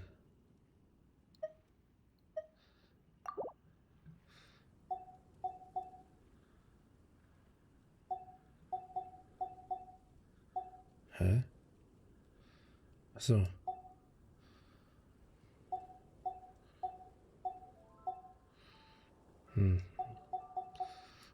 Ich muss tatsächlich die Warenqualität ein bisschen verringern und die Betriebseffizienz stark erhöhen, um dahin zu kommen.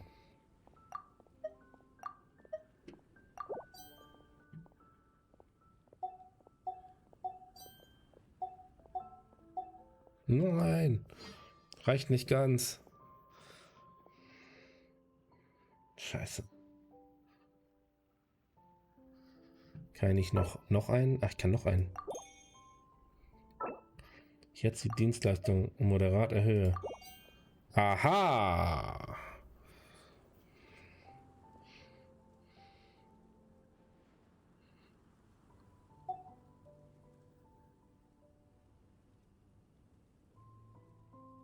Dann habe ich hier noch ein bisschen weg. Qualität finde ich ja eigentlich gut. Mache ich so. Was ist das? Achso.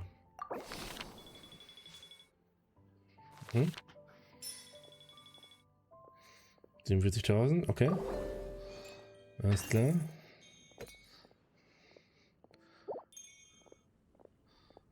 Ja, verstehe.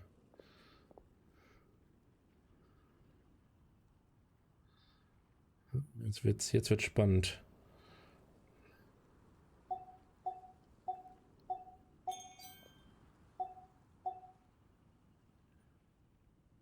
Mehr kann ich auch nicht. Na, fehlt mir ein ganz bisschen, fehlt mir, aber ich bin ja noch drüber. Oh, 3200, nice. Das ist nicht schlecht. Unerwartete Mangelware für ein konsumiges Ziel für Warenqualität. Oh, okay.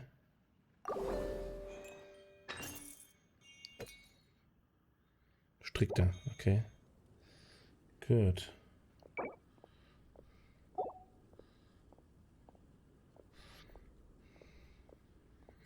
So.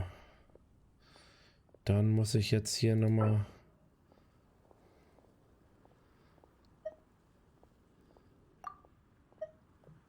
So, okay. Und die Betriebseffizienz stark erhöhen.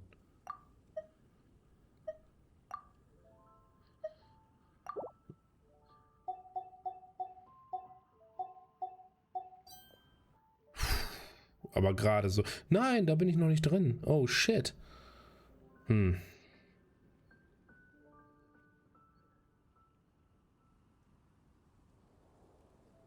Was muss ich denn jetzt? Da scheine ich nicht ranzukommen. Ich habe zu viel Ware. Zu viel Warenqualität. Okay, warte mal. Mache ich das raus. Und dann... Ach ne, Moment. Es ist noch drin. So. Die Dienste. Okay, dann, ja, das kann weg. So, Dienste geht doch. So, kann ich noch irgendwo einen draufsetzen? Ne. Reicht gerade so. Uiuiui. Okay. Konnte schon sehen da oben. Jetzt habe ich 3,6. Zeit für Prüfung. Okay.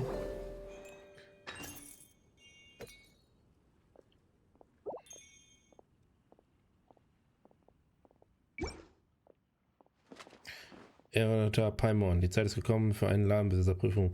Ich bitte euch um eure Kooperation. Ladenbesitzerprüfung.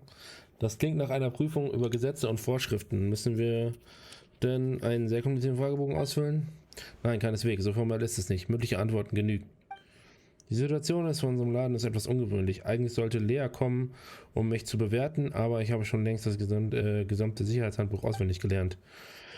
Und ihr beiden seid jetzt die Ladenbetreiber. Und deshalb hat Lea mich gebeten, euch in ihrem Namen zu überprüfen. Ihr müsst nur 2 Fragen beantworten, um zu belegen, dass ihr ausreichend Kenntnisse über die Sicherheit habt. Das kriegt ihr sicher locker hin. Wenn die Antworten richtig sind, könnt ihr eure Belohnung erhalten. Pommern geschickt, aber es hört sich eigentlich gar nicht so schwer an. Also fangen wir an. Ja gut. Hier kommt die erste Frage. Was musst du tun, wenn ein stadtbekannter Trunkenbold plötzlich stockbesoffen vor deinem Laden auftaucht?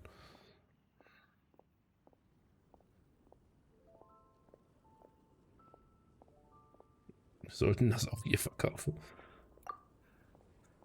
Das ist ganz...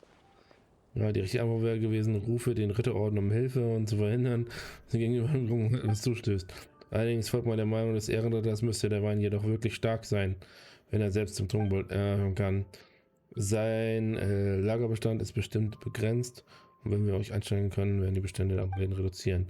Und dann wäre noch zu erwähnen, dass, wenn es eine zusätzliche Verkaufsstelle gibt, die diesen Wein verkauft, die Wahrscheinlichkeit verringert werden kann, dass die Kunden in einem Laden zu viel trinken. Herr Ritter, was für eine fantastische Antwort. Was sogar die langfristigen Konsequenzen wieder. Natürlich, es war genau das, was ich beabsichtigt hatte. Bernard, diese Logik ist ganz schön kompliziert. Du müsst dich nicht so sehr anstellen, um für die Antwort von Chen einen plausiblen Grund zu finden. Also, hier kommt die zweite Frage. Die zum Verkauf stehenden Waren sind oft verpackt und gestapelt, was ein großes Brandrisiko darstellt. Welche Maßnahmen ergreifst du als Besitzer, um Brände zu verhindern? Kryoschleim in jede Kiste legen.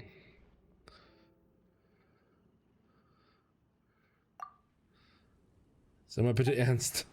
Warte mal, solche Lösungen habe ich noch nie gedacht. Das Punkt ist dieser Frage der Art und Weise, in welcher Kiste mit Waren zu stapeln, Frage, die sich in jeder Mitte stellen muss. Die Standardantwort lautet, es ist gefährlich, eine große Anzahl von Holzkisten übereinander zu stapeln. Man muss sie verteilen und sich eine gute Belüftung zwischen ihnen zu gewährleisten. Allerdings wird dadurch das Herausnehmen der Ware für die Läden ein wenig Personal sehr umständlich. Die Methode, die er vorgeschlagen hat, kann nur von den Stärksten angewendet werden, aber eine Verbesserung der Feuerfestigkeit von Holzkisten könnte das Problem grundlegend lösen. Ich habe von Herrn Timeus in der Stadt gehört, dass es eine Farbe gibt, die eine Schleimabsonderung zugesetzt wurde und die eine bemerkenswert feuerhemmende Wirkung hat. Deshalb wird es verdient, von allen verwendet zu werden. Ferne, meinst du das ernst? Wenn Paimon gewusst hätte, dass eine solche Antwort auch als richtig bewertet würde, hätte Paimon vollständig geantwortet. Aber wie konnte Paimon als eine Ladenbetreiberin überhaupt das nötige Wissen unter Beweis stellen?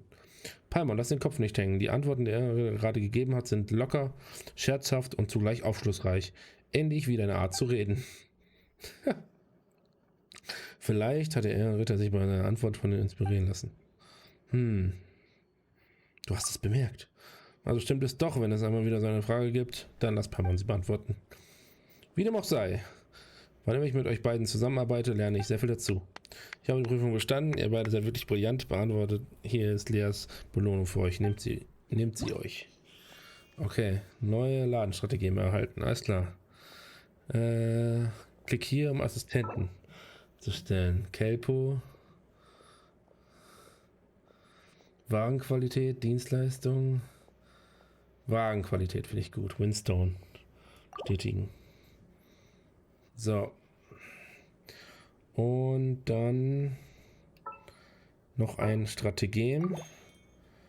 Und zwar Betriebseffizienz. Oh, ich habe noch mehr jetzt, ne? Wagenqualität wird leicht erhöht.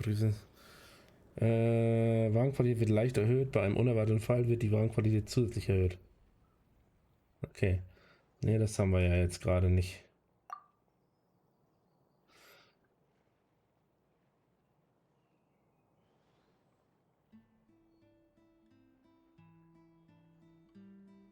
Das klingt gut.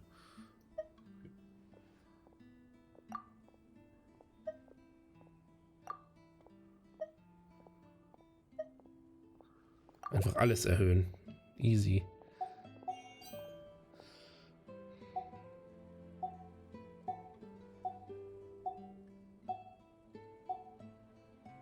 Wahrscheinlich ist alles gleichermaßen wichtig. Mach da noch einen rein. So. Okay. Geschäfte öffnen. Guckt euch die dreckige Kohle an. Bäm.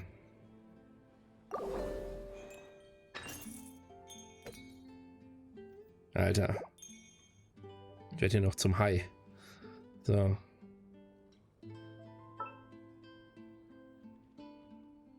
Hätte ich wohl nicht verschwenden sollen, ne?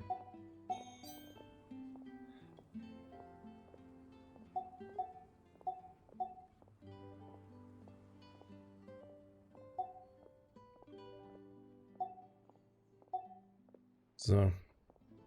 Easy. Okay. Ich hoffe, jetzt kommt kein unerwarteter Fall. Das wäre schlecht. Fuck.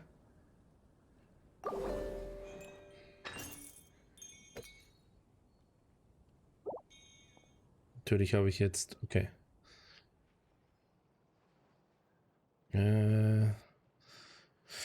Was haben wir denn hier?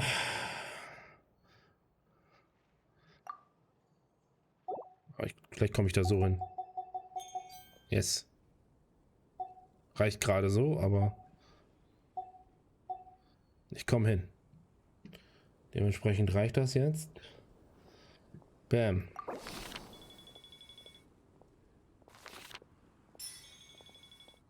Oh, ich bin über 80.000. Nice. Seltsames Paket. Okay.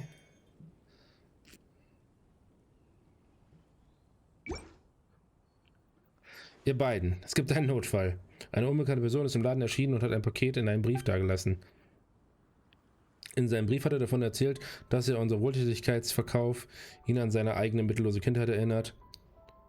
Es war gedankenvoll und bewegend. Er wünschte, dass jedes Kind glücklich und zufrieden aufwachsen könnte. Deshalb spendete er einiges Weingelee und Habseligkeiten, die verkauft werden konnten. So etwas haben wir zum ersten Mal erlebt. Haben uns etwas gerührt. Aber warum verbarg er seine Identität? Vielleicht ist dieser Mensch einfach sehr bescheiden. Er tut etwas Gutes, ohne seinen Namen zu nennen. Beschert auch das eine gewisse Genugtuung. Vielleicht sollten wir etwas achtsamer sein. Ich habe gehört, dass die Schatzräuber ihre Beute mit alltäglichen Waren zusammen an nichts an der Händler verkaufen würden. Auf diese Weise werden sie die heiklen Dinge geschickt los und können dabei sogar eine Menge Mora verdienen. Paimon kann nicht glauben, dass das passiert. Diese verfluchten Schatzräuber. Wie können sich sogar normale Inhaber und Kunden täuschen? Auf einmal ist Paimon etwas beklommen zumute. Shen, was meinst du? Wie wir mit dem Paket umgehen sollten?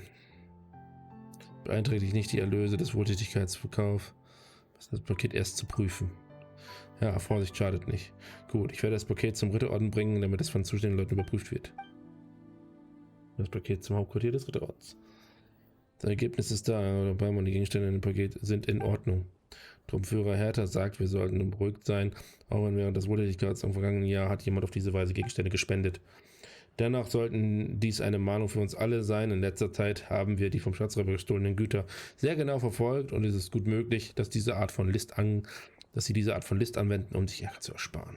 Als Truppenführer von Hertha davon hörte, spendete sie auch einen Geldbetrag aus ihrer eigenen Tasche, um uns ein wenig unter die Arme zu greifen. Jetzt versteht Paimon. Es ist gut, dass mit unseren Paketen alles in Ordnung ist.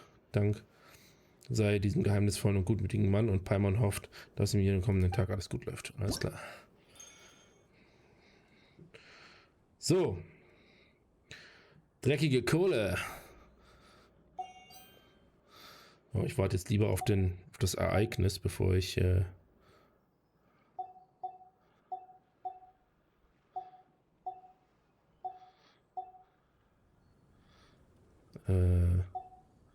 ich habe noch 200. Kann ich nirgendwo anfügen, ne?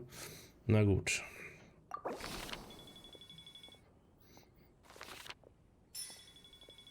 Zyklus, Alter. Diesen Zyklus. Ich bin noch nicht bei 6. Scheiße. Okay. Ich habe schon alles erreicht hier. Easy.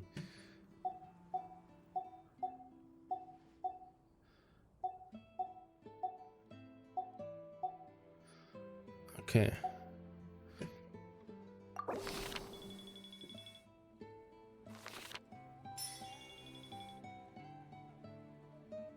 In diesem Abschnitt kann es nicht noch mehr Kundenzyklen geben. Warte bitte oder beginne den nächsten Abschnitt.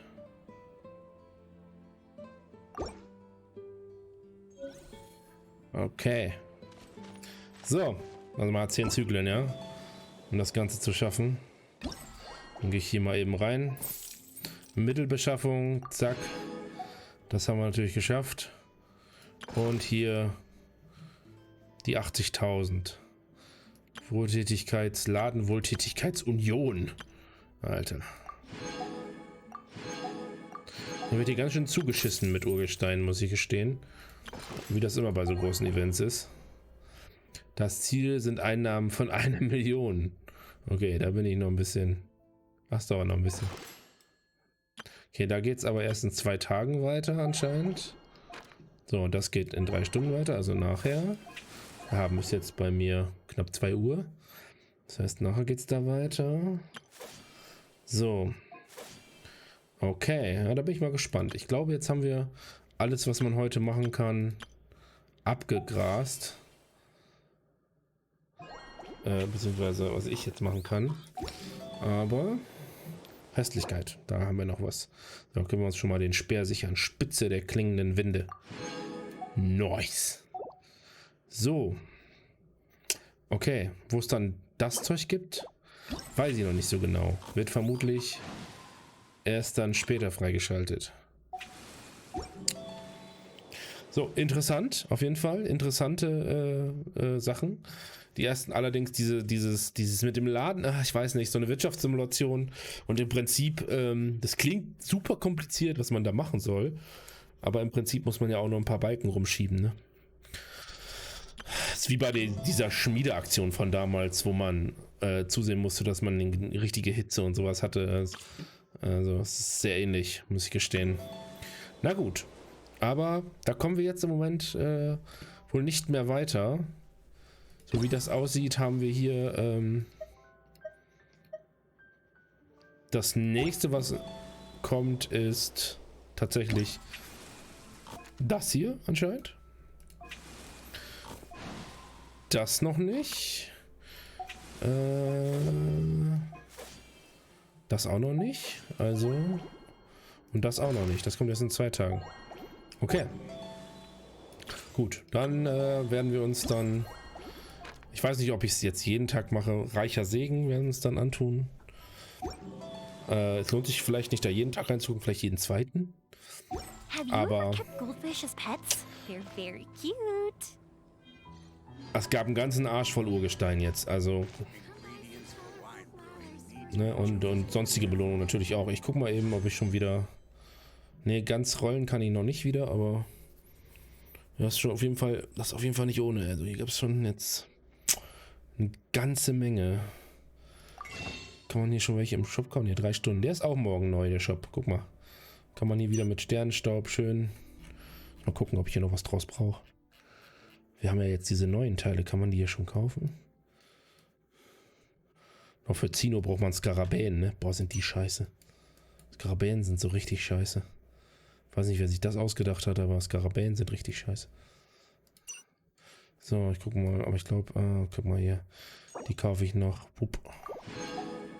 Und was kaufe ich noch? Bevor der Shop endet. Die Teile hier, die kenne ich nämlich nicht.